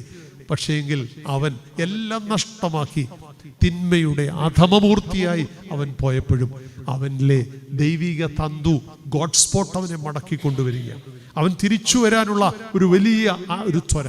അതെ, ഈ പെരുന്നാൾ നമുക്ക് സുബോധം വരുത്തണം. അപ്പൻ്റെ വീടിനെ കുറിച്ചൊരു ഓർമ്മയെങ്കിലും ഉണ്ടാവണം. അതിൻ്റെ സാധ്യതകളെ കുറിച്ചുള്ളൊരു തിരിച്ചറിവുണ്ടാവണം. മടങ്ങി വരുവാനുള്ള ഒരു തീഷ്ണമായ ആഗ്രഹം നമ്മിലുണ്ടാവണം. അങ്ങനെ മടങ്ങി വരുമ്പോൾ ചിലർക്കെങ്കിലും ആശങ്കയുണ്ടാകും. അപ്പൻ സ്വീകരിക്കും. ഒരു പക്ഷെ അവൻ്റെ മുമ്പിലും വല്ലാത്ത ഭയമൊക്കെ ഉണ്ടായി കാണും. പക്ഷെ അവനത് വിഷയമല്ല. അപ്പൻ എന്തും പറഞ്ഞോട്ടെ, അപ്പൻ പള്ളു പറഞ്ഞോട്ടെ, അപ്പൻ എന്നെ തല്ലിക്കൊള്ളട്ടെ, ഇതൊന്നും ഒരു വിഷയമല്ല. അവൻ ഒറ്റ ചിന്തയുള്ളൂ, എൻ്റെ അപ്പൻ്റെ മുമ്പിൽ അവൻ പറയുന്നുണ്ട്, അവിടെ വെച്ച് തന്നെ പറയുന്നുണ്ട്, ഞാൻ പറയും അപ്പാ നിന്നോടും സ്വർഗത്തോടും. വലിയ എത്ര ഉദാത്തമായ ആത്മീയ ദൈവശാസ്ത്ര ദർശനമായി മനുഷ്യൻ പറയണേ. എൻ്റെ അപ്പ നിന്നോടും സ്വർഗത്തോടും പാപം ചെയ്തു. അവൻ എവിടാ സ്വർഗത്തോട് പാപം ചെയ്തത്? അവൻ തന്നിഷ്ടം അനുസരിച്ച് കിട്ടാനുള്ളതിൻ്റെ ഇരട്ടി അടിച്ചു മാറ്റിക്കൊണ്ട് പോയി ദുർനടപ്പ് നടത്തിയെന്നല്ലേ ഉള്ളൂ. പക്ഷേങ്കിൽ ദൈവത്തിൻ്റെ ചൈതന്യം നഷ്ടപ്പെടുത്തുന്ന എല്ലാ പ്രവൃത്തിയും ആരോടുള്ള പാപമാ? ദൈവത്തോടും സ്വർഗത്തോടുമുള്ള പാപമാണെന്നറിയണം. നിന്നിലെ ജൈവ ചൈതന്യത്തെ ഉരിഞ്ഞു കളയുന്ന മ്ലേച്ഛതയോട് നീ ഒട്ടിച്ചേരുന്ന ഏത് ജീവിതാനുഭവം നിന്നിലുണ്ടെങ്കിലും അത് ദൈവത്തോടും സ്വർഗത്തോടുമുള്ള പാപമാണെന്ന് ഏറ്റുപറയാൻ തക്കവണ്ണം ഇടയാവണം. പലപ്പോഴും നമുക്ക് ഈ വിഷയമാണ് അറിയാത്തത്. അതുകൊണ്ടാണ് കോപ്റ്റിക് സഭയുടെ പോപ്പ് ഷിനോഡ് എപ്പോഴും പറയുന്ന, ആവർത്തിച്ചൊരു വലിയ ഭക്തനും ഒരു വിശുദ്ധനുമായിരുന്നു അദ്ദേഹം ജീവിച്ചിരുന്ന കാലത്ത് തന്നെ. അദ്ദേഹം പറയാറുണ്ട്, ഇന്നത്തെ ആധുനിക തലമുറയുടെ പ്രശ്നം പാപമില്ല എന്നുള്ളതല്ല, പാപത്തിൽ മുഴുകി കിടക്കുക. പക്ഷെ പാപമാണ് ചെയ്യുന്നതെന്നുള്ള ബോധ്യമില്ല. മദ്യപാനിക്ക് അവൻ ചെയ്യുന്നത് പാപമാണെന്നൊരു ചിന്തയില്ല. കുടുംബത്തിൽ അനുഗ്രഹത്തോടെ കരം പിടിച്ച് ചേർത്ത് വിശ്വസ്തയോടെ ജീവിക്കാൻ ആക്കിയവൻ വഴിവിട്ട് അധാർമികതയിൽ ജീവിക്കുമ്പോൾ അവനെ ആ ചിന്ത ഭരിക്കാറില്ല. ചെയ്യുന്നത് അപരാധമാണെന്നുള്ള ബോധ്യം ഇല്ല. ഒരു പാപത്തെക്കുറിച്ചും മനുഷ്യനെന്ന് ബോധ്യമില്ലാത്ത അവസ്ഥയാണ്. എന്ത് കാട്ടിയാലും കൂട്ടിയാലും അതൊന്നും ഒരു വിഷയമല്ലാത്ത ഒരു അനുഭവത്തിലേക്ക് പോവുകയാണ്. ഇവിടെയാണ് നമുക്ക് ഈ ബോധ്യമുണ്ടാവേണ്ടത്. സ്വർഗത്തോടാണ് ഞാൻ ചെയ്യുന്ന അപരാധം, എൻ്റെ ദൈവത്തോടുള്ള അപരാധമാണ്. എൻ്റെ സഹോദരനോടോ എൻ്റെ കൂടപ്പുറപ്പുകളോടോ എൻ്റെ വിശ്വസ്തതയ്ക്ക് ഭംഗം വരുന്ന മ്ലേച്ഛതയിൽ ഞാൻ അകപ്പെട്ടു പോകുമ്പോഴും, ദൈവഹിതമല്ലാത്ത അനുഭവങ്ങളിലൂടെ ഞാൻ പ്രയാണം ചെയ്യുമ്പോഴും ദൈവപൈതലെ തിരിച്ചറിയണം, ആരോടാ പാപം ചെയ്യുന്നത്? എൻ്റെ സ്വർഗത്തോടും എൻ്റെ ദൈവത്തോടുമാണെന്നുള്ള ബോധ്യം. അതുകൊണ്ടാണ് അവൻ മടങ്ങി വരുന്നിട്ട് അപ്പനോട് പറയുക, അപരാധം ചെയ്തു, തെറ്റിപ്പോയി എന്ന് പറയാനുള്ള ചങ്കൂറ്റം. എന്നിട്ട് അവൻ പറയുന്നുണ്ട്, നിന്റെ മകനെന്ന പദവി പോലും എനിക്ക് പറ്റത്തില്ല, അതിനുള്ള ക്ലെയിം എനിക്കില്ല, അത് ചോദിക്കാനുള്ള അവകാശമില്ല, അതിലേക്ക് മടങ്ങി വരാനുള്ള ഒരു അവകാശവും അതിനുള്ള യോഗ്യതയും എനിക്കില്ല. ഇതൊക്കെ പറയുക. ഞാൻ ആ വിശദാംശങ്ങളിലേക്കും കടക്കാൻ ആഗ്രഹിക്കുന്നില്ല. അവൻ പറയുക, താഴ്മയോടുകൂടി ഒരു ദാസനെ പോലെ എന്നെ സ്വീകരിക്കണം. അപ്പൻ്റെ പ്രതികരണമാണ്, നീ മടങ്ങി വരാൻ ആഗ്രഹിക്കുന്നെങ്കിൽ ഈ ശബ്ദപരിധിയിൽ എന്നെ കേൾക്കുന്ന ദൈവജനമേ, നിന്നിൽ നിന്ന് വന്നുപോയ പാകപ്പിഴകൾ കഴിഞ്ഞ കാലങ്ങളിലേക്ക് ശാന്തമായി തിരിഞ്ഞു നോക്കി, ചെറുതും വലുതുമായി എണ്ണിയാൽ ഒടുങ്ങാത്ത തെറ്റുകളുടെ കുമ്പാരവുമായി നിൽക്കുമ്പോഴും ഈ ചെറുപ്പക്കാരൻ നമ്മെ ഈ സന്ധ്യയിൽ ഓർമ്മിപ്പിക്കുക, അനുരഞ്ജനത്തിനുള്ള വിളി നിന്റെ കാതിൽ മുഴങ്ങണം. ഒരു മടങ്ങിവരവിന്റെ ഒരു മകുടുദാഹരണം തമ്പുരാൻ അനുഗ്രഹരമയിലൂടെ നമ്മെ രേഖപ്പെടുത്തുകയാണ്. ഈ മകൻ ബോധ്യപ്പെട്ടതുപോലെ ഒരു സുബോധം നമ്മിലുണ്ടാകുമോ? വന്നുപോയ പിഴവുകളെ കുറിച്ചൊരു സത്യാനുതാപം ഉണ്ടാകുമോ? അത് ഏറ്റുപറയുവാൻ നിൻ പുരോഹിതന്റെ മുമ്പിൽ മുട്ടുമടക്കുവാൻ നിനക്ക് സാധിക്കുമോ? തമ്പുരാനോട് മാപ്പപേക്ഷിക്കുവാൻ സാധിക്കുമോ? അങ്ങനെയെങ്കിൽ നിന്നെ തള്ളിക്കളയാത്തൊരു ദൈവം, നിന്നെ ഉപേക്ഷിക്കാത്തൊരു ദൈവം. ഞാൻ പലപ്പോഴും ചിന്തിച്ചിട്ടുണ്ട്, എത്ര നാള് വൈകൃതത്തിൽ ജീവിച്ചവൻ, ഒരുപക്ഷെ വെള്ളം കണ്ടിട്ട് നാളുകളേറെയായി, കുളിച്ചിട്ടില്ല, അവന്റെ ശരീരമെല്ലാം വികൃതമാണ്, ദുർഗന്ധം വമിക്കുകയാണ്, തലമുടിയും താടിയും ഒക്കെ നീട്ടി വളർത്തി ജട പിടിച്ചിട്ടുണ്ട്, വസ്ത്രങ്ങളൊക്കെ പിഞ്ചിപ്പോയി, വല്ലാണ്ട് വികൃതനായി വന്നവനോട് ഈ അപ്പൻ എങ്ങനെയാ പ്രതികരിച്ചത്? പിയേഴ്സ് സോപ്പ് എടുത്തു കൊടുത്തിട്ട് പറഞ്ഞു, നീ കുളിച്ച് മുടിയൊക്കെ വെട്ടി സുന്ദരനായിട്ട് വരാനാണോ പറഞ്ഞത്? അല്ല, അവനായിരിക്കുന്ന അവസ്ഥയിൽ അവന്റെ കരങ്ങളുടെ ഉള്ളിലേക്ക് അമർത്തിക്കൊണ്ട് അവന്റെ മൂർധാവിൽ ചുംബിക്കുന്ന ഒരു സ്നേഹനിധിയെ അപ്പനെ, നീ ആയിരിക്കുന്ന അവസ്ഥയിൽ നിന്നെ സ്വീകരിക്കുന്നൊരു ദൈവം, നീ ആയിരിക്കുന്ന അവസ്ഥയിൽ നിനക്ക് മാറ്റം വരേണ്ടത് നിന്റെ മനസ്സും മനോഭാവത്തിനുമാണ്. എൻ്റെ അപ്പൻ എന്നോട് ക്ഷമിക്കുന്ന ദൈവമാണെന്നുള്ള തിരിച്ചറിവോട് ഒരു മടങ്ങി വരവിന് വേണ്ടി ദൈവം നിന്നെ വിളിക്കുക. അനുരഞ്ജനം അനിവാര്യമായിരിക്കുന്ന ഒന്നാമത്തെ ഘടകമാണ് മനുഷ്യനും ദൈവവും തമ്മിലുള്ള ബന്ധം. ഞാൻ ആ ഭാഗം വിടുകയാണ്. ദൈവസന്നിധിയിൽ ദൈവഹിതത്തിന് നമ്മെ തന്നെ വിധേയപ്പെടുത്തുവാൻ ആ ഒരു മടങ്ങി വരവിനായി അമ്മ നമുക്ക് തരുന്ന അനുഗ്രഹീത മന്ത്രവും കാതിലോത്തുന്ന ഇതാണ്.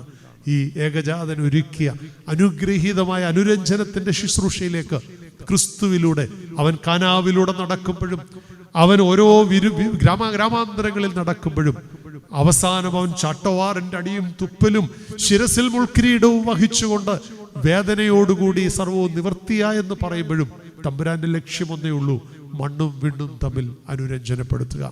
ആ അനുരഞ്ജനത്തിന്റെ ശുശ്രൂഷയാണ് നമ്മെ ഭരമേൽപ്പിച്ചിരിക്കുന്നത്. ബോധ്യം നമ്മെ ഭരിക്കുമോ?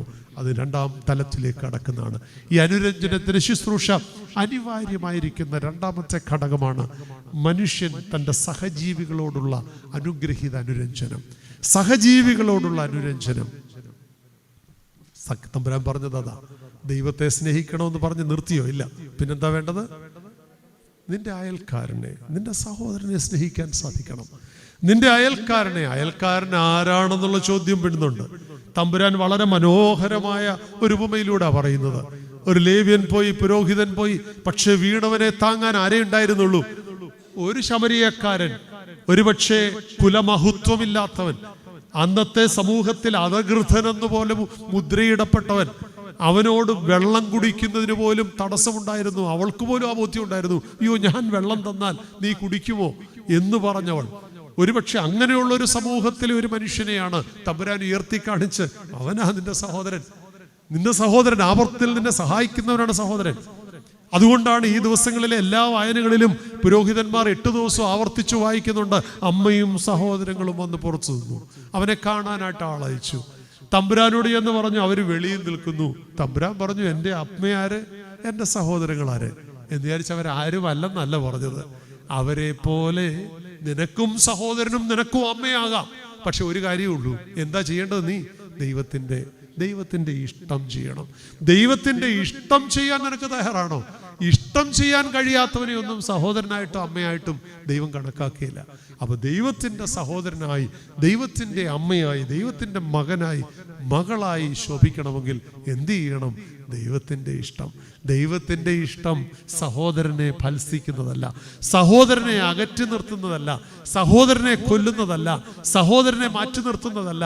പ്രത്യേകിച്ച് ഉൽപ്പത്തി പുസ്തകം 4-ാം അധ്യായത്തിൽ നാം വായിക്കുന്നുണ്ട്, തൻ്റെ സഹോദരന്റെ കാവലേൽപ്പിച്ചവൻ കുരുതി കഴിച്ചിട്ട് മടങ്ങി വരുമ്പോൾ തമ്പുരാൻ ദിഗന്ധങ്ങൾ മുഴങ്ങുമാർ അന്തരീക്ഷത്തിൽ മറ്റൊലി കൊണ്ടൊരു ശബ്ദമുണ്ട്, നിന്റെ സഹോദരൻ എവിടെ? കയ്യനോട് ചോദിക്കുകയാണ്. കയ്യന് കുറച്ച് മറുപടി എന്താ? ഞാൻ എൻ്റെ സഹോദരന്റെ കാവൽക്കാരനാണോ? നാം കാവൽക്കാരാണ്. ഞാനും നിങ്ങളും കാവൽക്കാരാണെന്നുള്ള ബോധ്യം. നമ്മെ കാവലേൽപ്പിച്ചിരിക്കുന്ന ഒത്തിരി കാര്യങ്ങളുണ്ട്, ബന്ധങ്ങളുണ്ട് ഈ സമൂഹത്തിൽ. എന്നെയും നിങ്ങളെയും കാവലേൽപ്പിച്ചിരിക്കുന്ന ഒത്തിരി ബന്ധങ്ങൾ. അനുരഞ്ജനം അനിവാര്യമായിരിക്കുന്ന രണ്ടാമത്തെ തലം ഈ സാഹോദര്യ ബന്ധത്തിന്റെ ഊഷ്മളത ഊട്ടിയുറപ്പിക്കുക എന്നുള്ളതാണ്. എവിടൊക്കെ അനിവാര്യമായിരിക്കുന്നത്? നിനക്ക് ജന്മം തന്ന 2 പേക്കോലങ്ങളുണ്ടല്ലോ വീട്ടിൽ, അപ്പനെന്നും അമ്മയെന്നൊക്കെ പറയുന്ന. നിന്റെ അപ്പനെയും അമ്മയും നിനക്ക് ആത്മാർത്ഥമായിട്ട് സ്നേഹിക്കാൻ, നിന്റെ അപ്പനെയും അമ്മയും കരുതുവാൻ നിനക്ക് സാധിക്കുന്നുണ്ടോ? ബന്ധത്തിന്റെ സുദൃഢത ഉണ്ടാകേണ്ട ചില തലങ്ങളാണ്. ഇന്ന് മാതാപിതാക്കൾ അന്യരായി പോകുന്നൊരു കാലഘട്ടത്തിലാണ്. എത്രയോ വേദനിക്കുന്ന അമ്മ ഹൃദയങ്ങൾ. ഇവിടെ ഈ നടുവിലിരിക്കുന്ന ഈ അമ്മ എത്രയോ വേദനിക്കുന്നുണ്ടെന്നറിയാം. നമ്മുടെ അമ്മമാരെ കണ്ട് വേദനിക്കുന്ന ഈ കന്യകമറിയാമിനെ നാം കാണാൻ സാധിക്കണം. അമ്മയുടെ മനസ്സ് വേദനിക്കാനിടയാവരുത്. ഞാൻ കുഞ്ഞുങ്ങളോട് പറയുക, ഇങ്ങോട്ട് ശ്രദ്ധിച്ചാട്ട്, അമ്മ അപ്പൻ ഒരിക്കലും ദുഷിക്കാനിടയാവരുത്, വേദനിക്കാനിടയാവരുത്. ആ ബന്ധം സുദൃഢമാകണം. പള്ളിക്കുടുത്തിന്ന് വന്നപ്പോൾ അപ്പനെയും അമ്മയും മമ്മിയെ കണ്ടില്ലെന്നും പറഞ്ഞ് വീട് മുഴുവൻ ചുറ്റി ഓടി നടന്നേച്ച് കാറിക്കരഞ്ഞ് അമ്മയെ കണ്ടപ്പോഴത്തേക്ക് കെട്ടിപ്പിടിച്ചതൊക്കെ മറന്നുപോയി. ഇപ്പൊ അമ്മയെ കാണുന്നുണ്ടെ ചതുർത്ഥിയാ, അമ്മയെ കാണുന്നുണ്ടെ ദേഷ്യമാ. എടിയാ ഫോണൊന്ന് ഓഫ് ചെയ്തേച്ച് പോലെ ഇരുന്ന് പഠിക്കുന്നു പറഞ്ഞു. അമ്മ വേണം ഇവിടെ പണി നോക്കിക്കോണം ഇല്ലേ? എന്തോ ഒരു ദേഷ്യമായി. മുഖത്തോട്ട് നോക്കിയാൽ ഇപ്പൊ നല്ല സൗന്ദര്യമായിട്ടിരിക്കുക. പക്ഷേ എങ്കിൽ ഒന്ന് വഴക്ക് പറയുമ്പോഴത്തേക്ക് സംഗതി മാറും. എല്ലാം എടുത്തടിച്ച് പ്രാന്ത് പിടിച്ച പോലല്ലേ. ഇത് പിള്ളേരെ കുറ്റം പറയുന്നതിനായി പുറയിലിരിക്കുന്ന കക്ഷികൾ മോശമാണ്. പെറ്റമ്മയ്ക്ക് ഈ അടുത്ത സമയത്ത് ഒരു കൊച്ചു പോയി കോംപ്ലാൻ കലക്കി കൊടുത്തു. അമ്മ ഉറങ്ങാൻ നേരം ക്ഷീണമൊക്കെ പോട്ടെന്ന് പറഞ്ഞില്ലേ. കോംപ്ലാനാണോ കലക്കി കൊടുത്തത്? പിന്നെന്തോ കലക്കി കൊടുത്തത്? എലിവിഷം കലക്കി കൊടുത്തിട്ട് ഈ തള്ള ചത്തുപോയി. പത്രത്തിൽ വായിച്ചല്ലേ. പിന്നെ അപ്പന് പല ഗന്ധങ്ങളൊക്കെ അറിയാം. കാരണം അപ്പൻ പല പാനീയങ്ങളൊക്കെ കുടിക്കുന്ന ആളായതുകൊണ്ട് ഇത് വായുടെ മുമ്പിൽ ചെന്നപ്പോഴത്തേക്ക് ഇഷ്ടന് മനസ്സിലായി ഇത് പന്തികേടാണെന്ന്. അത് മാറ്റി വെച്ചുകൊണ്ട് പുള്ളി രക്ഷപ്പെട്ടു. ഈ പാവം പിടിച്ച തള്ള ഇതുപോലെ അറിയുന്നുണ്ടോ? മോള് സ്നേഹത്തോടെ കലക്കി കൊടുക്കുന്നതല്ലേ. ഞാനും നിങ്ങളും ഒക്കെ എലിവിഷം കലക്കി കൊടുക്കുന്നില്ലെന്നുള്ളേ ഉള്ളൂ. നിന്റെ സംസാരത്തിലൂടെ, നിന്റെ വാക്കിലൂടെ, നിന്റെ ചിന്തയിലൂടെ ഒക്കെ നീ കലക്കി അമ്മയെ കുടിപ്പിക്കുന്ന കണ്ണുനീരുണ്ടല്ലോ, അത് വിഷത്തേക്ക് കഠിനമേറിയതാ. ആ ഉള്ളു വല്ലാണ്ട് ഞരങ്ങുകയാണ്, അത് ഇഞ്ചിഞ്ചായി മരിക്കുകയാണ്. ഇന്നും മക്കളെ പ്രതി കണ്ണുനീരൊഴുക്കുന്ന അപ്പൻ്റെ അമ്മയുടെ എണ്ണം വർദ്ധിക്കുന്ന ഒരു കാലഘട്ടത്തിലാണ്. കുഞ്ഞുങ്ങളൊക്കെ ഓർക്കണം, ഓരോ കുഞ്ഞുങ്ങളും ഓർക്കണം, ജന്മം തന്ന മാതാപിതാക്കളുടെ മനസ്സ് എവിടെയെങ്കിലും വിറുങ്ങലിച്ചു കഴിഞ്ഞാൽ ശാപം ജന്മത്തൊഴിയില്ലെന്ന് തിരിച്ചറിയാൻ സാധിക്കണം. അതുകൊണ്ടാണ് വേദപുസ്തകത്തിൽ ശലോമോൻ സദൃശവാക്യങ്ങളിൽ 20-ാം അധ്യായം 2020 പെട്ടെന്ന് ഓർത്തിരിക്കാമില്ലേ. ഇന്നലെ കാത്തിരുന്ന് വെച്ചാൽ ഇന്ത്യ പാകിസ്ഥാൻ കൊണ്ട് ഇന്ത്യയെ തോപ്പിച്ചു പോയി 2020 ഇല്ലേ. 20-ന്റെ-20 സദൃശവാക്യങ്ങളിൽ പറയുന്നുണ്ട്. എന്താ പറയുന്നത്?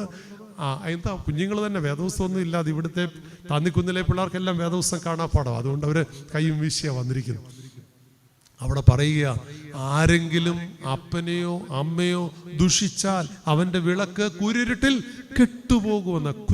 കൂരിരുട്ടിൽ കെട്ടുപോകും.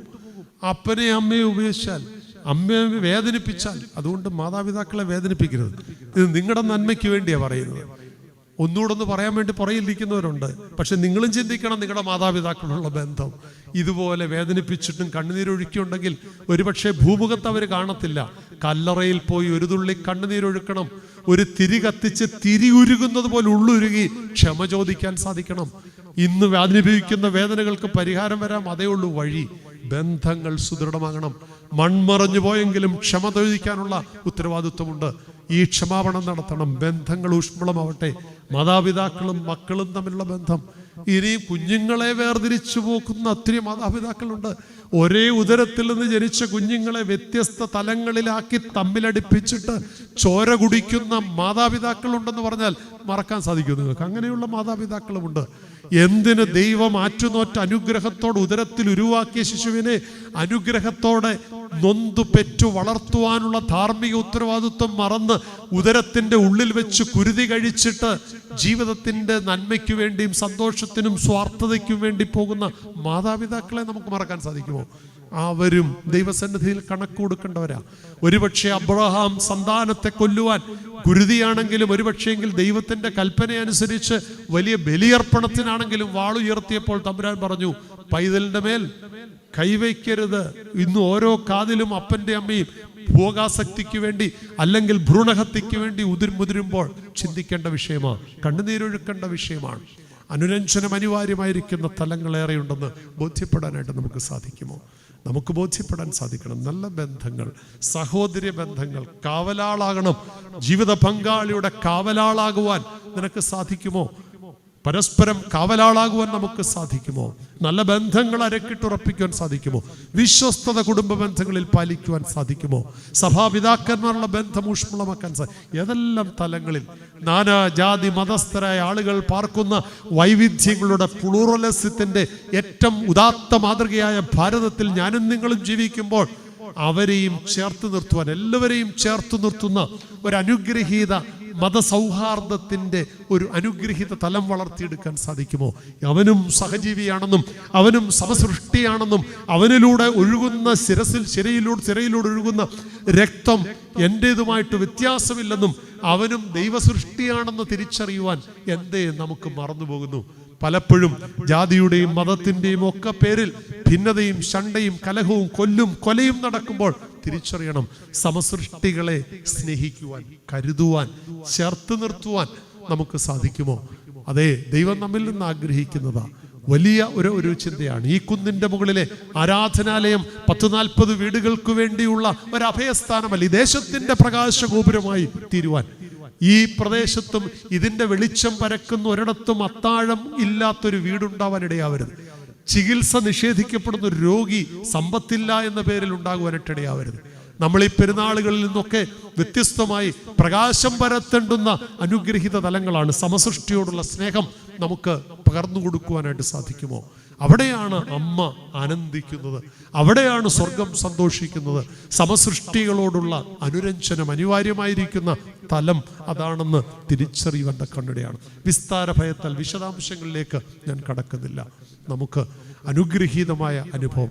2 കർഷകരുടെ കഥ നിങ്ങൾ ഒരുപക്ഷെ കേട്ടിട്ടുണ്ടാവും. 2 പേര് കർഷകരാണ്. പ്രത്യേകിച്ച് നമുക്ക് ഈ പാടശേഖരമൊക്കെ ഉള്ളതുകൊണ്ട് നല്ല പരിചയമുള്ള.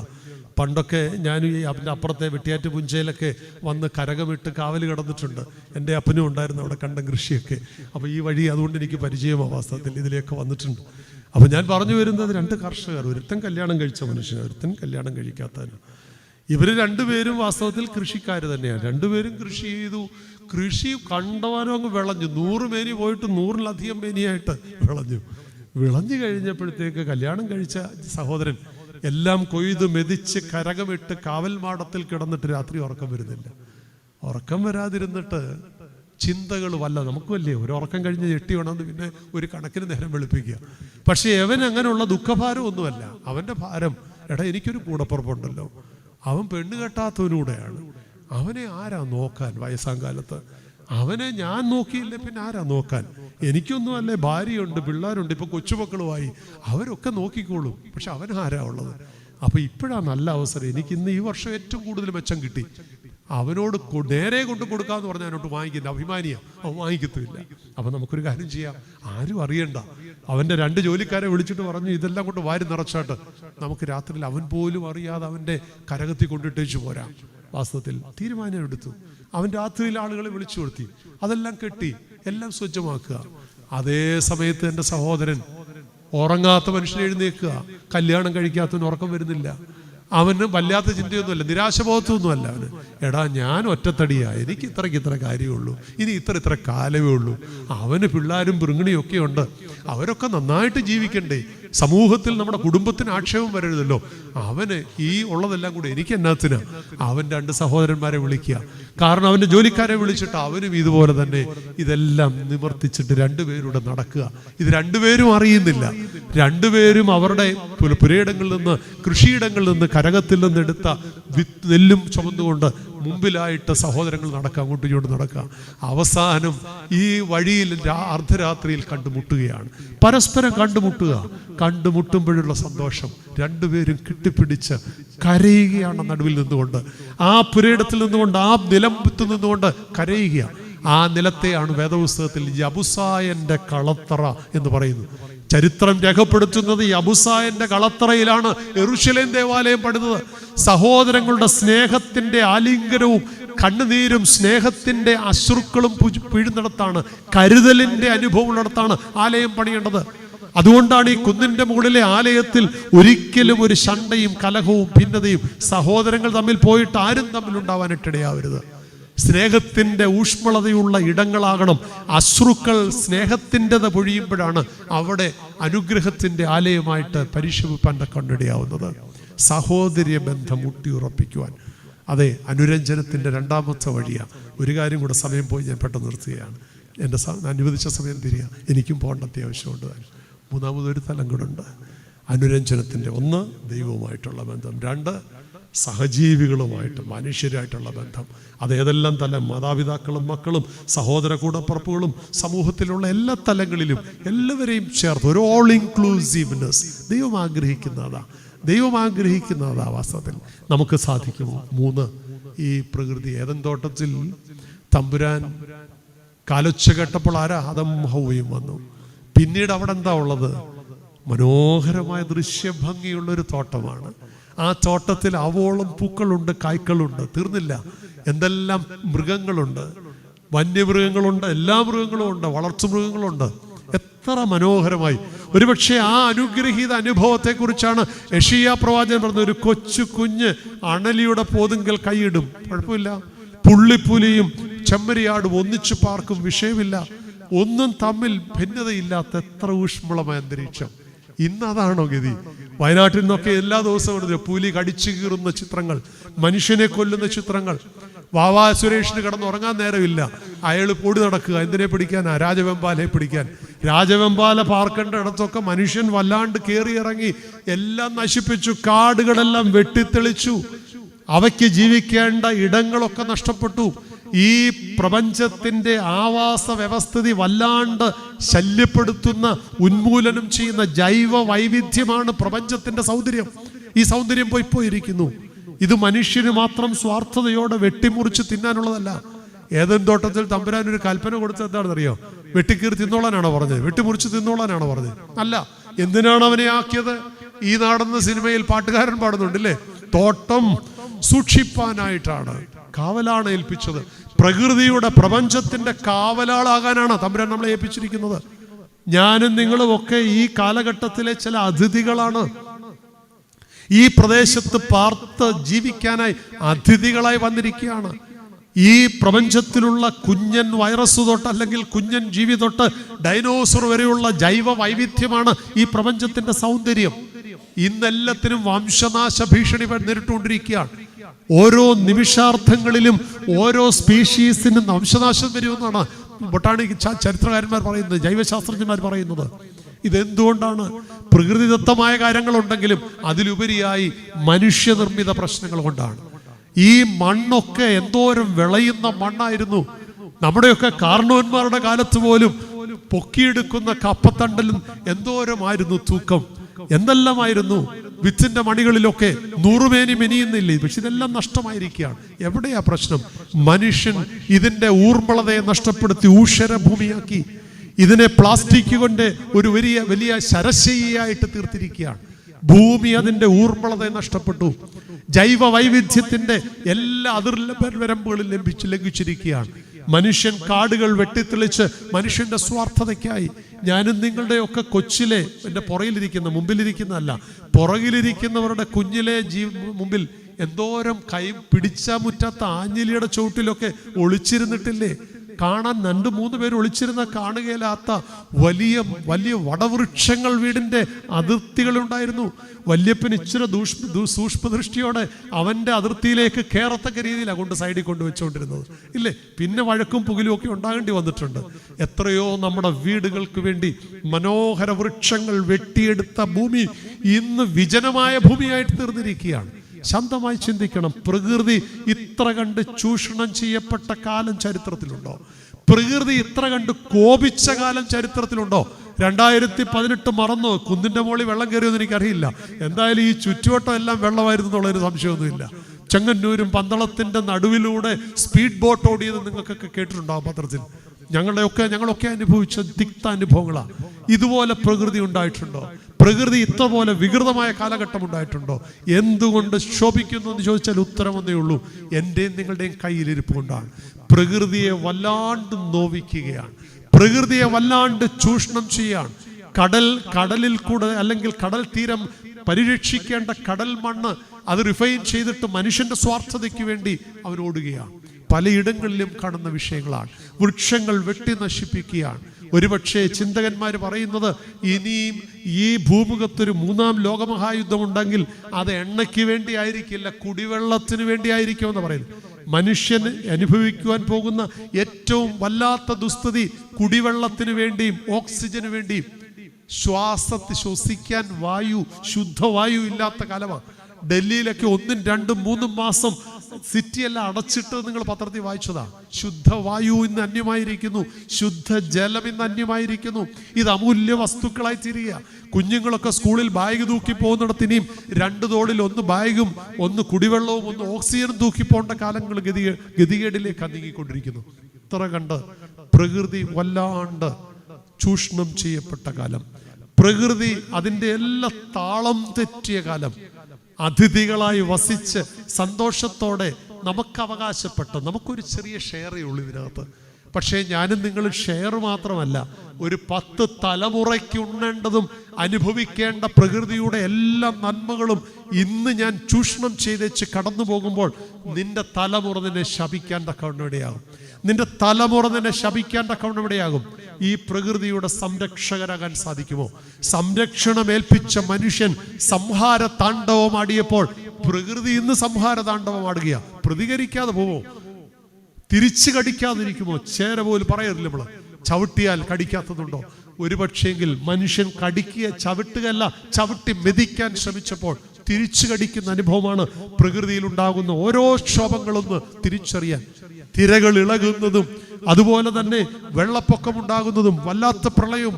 നമ്മുടെയൊക്കെ പ്രിയപ്പെട്ടവർ ഈ അടുത്ത കാലത്ത് അബുദാബിന്നും ഫ്യുജറായിന്നും ഒക്കെ വിളിച്ചില്ലേ വെള്ളപ്പൊക്കമാണെന്ന്, മരുഭൂമിയിൽ വെള്ളപ്പൊക്കമാണെന്ന്, വെള്ളത്തിന് ക്ഷാമമുള്ളിടത്ത് വെള്ളപ്പൊക്കമാണെന്ന്.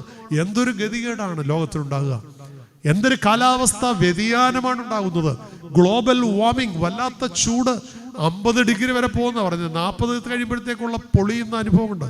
ഞാനും നിങ്ങളും ദീർഘിപ്പിക്കുന്നില്ല. ഞാൻ പ്രകൃതിയെ സ്നേഹിക്കാൻ സാധിക്കുമോ? പ്രകൃതിയെ സ്നേഹിക്കുക. അടുത്ത മാസം ഒക്ടോബർ 2 വരികയാണ്. ഒക്ടോബർ 2 എന്താണ്? അവധി ദിവസമാണെന്ന് അവർ പറയുന്നത്.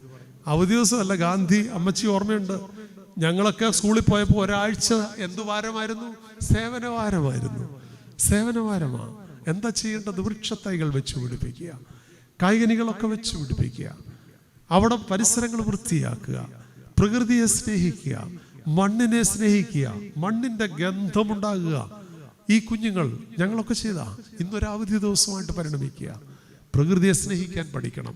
വൃക്ഷത്തൈകൾ, ഒരുപക്ഷെ ചക്കച്ചുള കിട്ടിയാൽ നമ്മൾ ഇപ്പൊ പിള്ളേർക്കൊന്നും വേണ്ടായല്ലോ ഇല്ലേ?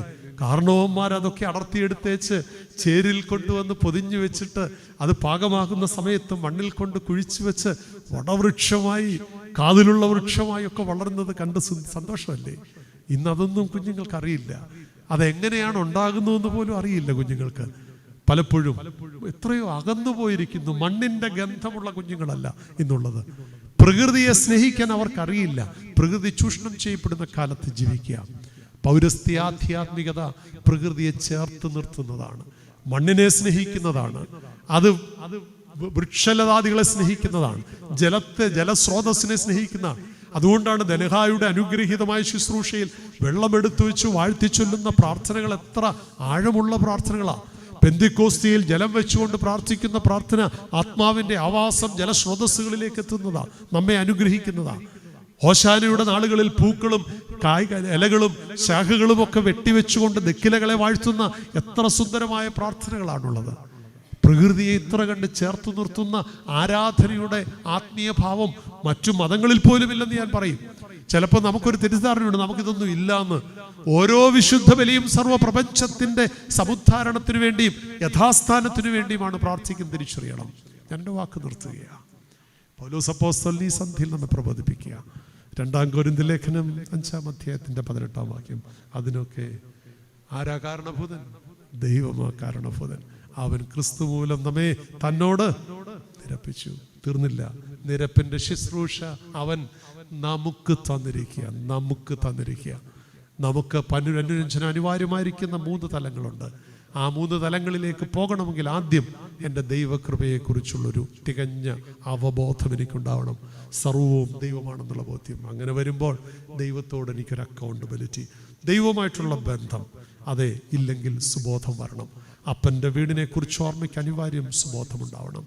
ആ സുബോധത്തോടു കൂടി എൻ്റെ കൂടപ്പറപ്പുകളെ ചേർത്ത് നിർത്തുവാൻ ഈ കരങ്ങൾ തന്നിരിക്കുന്നത് തടിക്കുവാനല്ല, അടിക്കുവാനല്ല, അകറ്റുവാനല്ല, ചേർത്ത് നിർത്തുവാനായിട്ടാണ് ദീർഘമായ കരങ്ങൾ.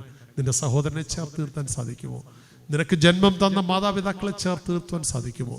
എല്ലാം വിട്ടെറിഞ്ഞു വന്ന നിന്റെ ജീവിത പങ്കാളിയോട് വിശ്വസ്തയോടെ ചേർത്ത് നിർത്തി ജീവിക്കാൻ നിനക്ക് സാധിക്കുമോ? ഇത് ദൈവം അനുരഞ്ജനത്തിൻ്റെ വഴിത്താരകൾ നമുക്കായി തുറക്കുക. തീർന്നില്ല. ഈ പ്രകൃതിയെ നമുക്ക് സ്നേഹിക്കാൻ സാധിക്കുമോ?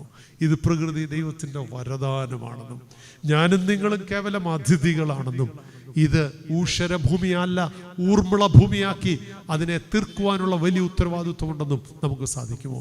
നമുക്ക് ബോധ്യപ്പെടാൻ സാധിക്കുമോ? വളരെ അനുഗ്രഹകരമായി ചിന്തിപ്പാൻ്റെ കണ്ണിടെയാവണം. പ്രത്യേകിച്ച് എഡിൻബറോയിലെ ഒരു യൂണിവേഴ്സിറ്റിയിൽ അടുത്ത കാലത്തൊരു പഠനം നടത്തി. ഞെട്ടിക്കുന്ന സത്യം അവർ പറയുന്നത് ഒരു പഠനം നടത്തിയിട്ട് പറയാം, മനുഷ്യ ശരീരത്തിൽ പ്ലാസ്റ്റിക്കിൻ്റെ മൈക്രോ പാർട്ടിക്കിളുണ്ട്. എങ്ങനെയാ സംഭവിക്കുക? കാരണം ഭൂമി മുഴുവൻ പ്ലാസ്റ്റിക് കൊണ്ട് നിറഞ്ഞിരിക്കുക. നമ്മൾ കുടിക്കാൻ വെള്ളം കൊണ്ടുവന്ന പ്ലാസ്റ്റിക്കിലാണ്. ഈ പ്ലാസ്റ്റിക്കിൽ കുപ്പിയിൽ ചൂടുവെള്ളം എടുത്തിട്ടോ അല്ലെ തണുത്ത വെള്ളം എടുത്തോ 1-2 ദിവസങ്ങൾ 10, 40 അല്ലെ 30, 35 ഡിഗ്രിയുള്ള ഈ ചൂടിൽ വണ്ടിക്കകത്തോ വെളിയിലോ വെച്ചതിന് ശേഷം അത് കണ്ണും അടച്ചു 2-ാം ദിവസവും 3-ാം ദിവസവും കുടിക്കുമ്പോൾ ഈ വെള്ളത്തിലൂടെ പ്ലാസ്റ്റിക്കിൻ്റെ മൈക്രോ പാർട്ടിക്കിൾ അകത്ത് പ്രവേശിക്കുകയും അത് രക്തത്തിൻ്റെ അകത്ത് കടക്കുകയും രക്തത്തിൻ്റെ ഘടനയെ ബാധിക്കുകയും അതിൽ വളരെ ദൂരവ്യാപകമായ ഭവിഷ്യത്തുകൾ ഉണ്ടാക്കുകയും ചെയ്യുന്നുവെന്ന് ശാസ്ത്രം തെളിയിച്ച കാലത്താണ് ജീവിക്കുന്നത്. മനുഷ്യന് തിരിച്ചറിവുണ്ടാവണം. അതെ, ഞാൻ തന്നെ എനിക്ക് അപകടങ്ങൾ വരുത്തി വയ്ക്കുന്ന ലോകത്ത് ജീവിക്കുമ്പോൾ പ്രകൃതിയെ അതിൻ്റെ തലത്തിൽ ആരാധിക്കുന്ന എന്ന് ഞാൻ പറയുമ്പോൾ തെറ്റിദ്ധരിക്കാനിടയായിരുന്നു. പ്രകൃതിയും ദൈവത്തിൻ്റെ വരദാനമാണ്. അതിനെ ആരാധിച്ചില്ലെങ്കിലും അതിനെ ചേർത്ത് നിർത്തി അതിനെ പരിപോഷിപ്പിക്കുവാനുള്ള ധാർമ്മിക ഉത്തരവാദിത്വമുണ്ടെന്ന തിരിച്ചറിവുണ്ടാവട്ടെ. അതിന് ദൈവം നമ്മെ അനുഗ്രഹിക്കട്ടെ. അനുരഞ്ജനത്തിൻ്റെ ശുശ്രൂഷകരാകാം, വാഹകരാകുവാൻ ദൈവം എനിക്കും നിങ്ങൾക്കും ഈ പെരുന്നാൾ ആഘോഷത്തിലൂടെ അമ്മ കാട്ടിയതുപോലെ നമുക്കിടയാവട്ടെ. ആ മാതൃക ഉൾക്കൊണ്ടുകൊണ്ട് നമുക്ക് ഈ പ്രപഞ്ചത്തിൻ്റെ അനുരഞ്ജനത്തിന് വേണ്ടി, സമാധാനത്തിന് വേണ്ടി, നന്മയ്ക്ക് വേണ്ടി, അതിൻ്റെ ഊഷ്മളതയ്ക്ക് വേണ്ടി പ്രാർത്ഥിക്കാം. അതിന് ദൈവം ബലഹീനനെയും നിങ്ങളെയും ഒക്കെ നമ്മുടെ ശുശ്രൂഷകളെ മാനിക്കട്ടെ.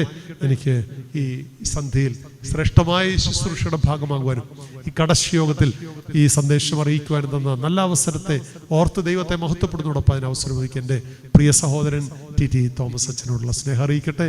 ശ്രദ്ധാപൂർവം വളരെ സൂക്ഷ്മതയോടെ എനിക്ക് കാത് തന്ന എല്ലാവരോടുള്ള സ്നേഹം അറിയിച്ചുകൊണ്ട് ഈ ഇടവകയുടെ പെരുന്നാൾ ആഘോഷത്തിന് എല്ലാം നല്ല ആശംസകൾ നേർന്നുകൊണ്ട് ഞാൻ എൻ്റെ വാക്ക് നിർത്തുന്നു. ദൈവം എല്ലാവരെയും വാഴ്ത്തി അനുഗ്രഹിക്കട്ടെ.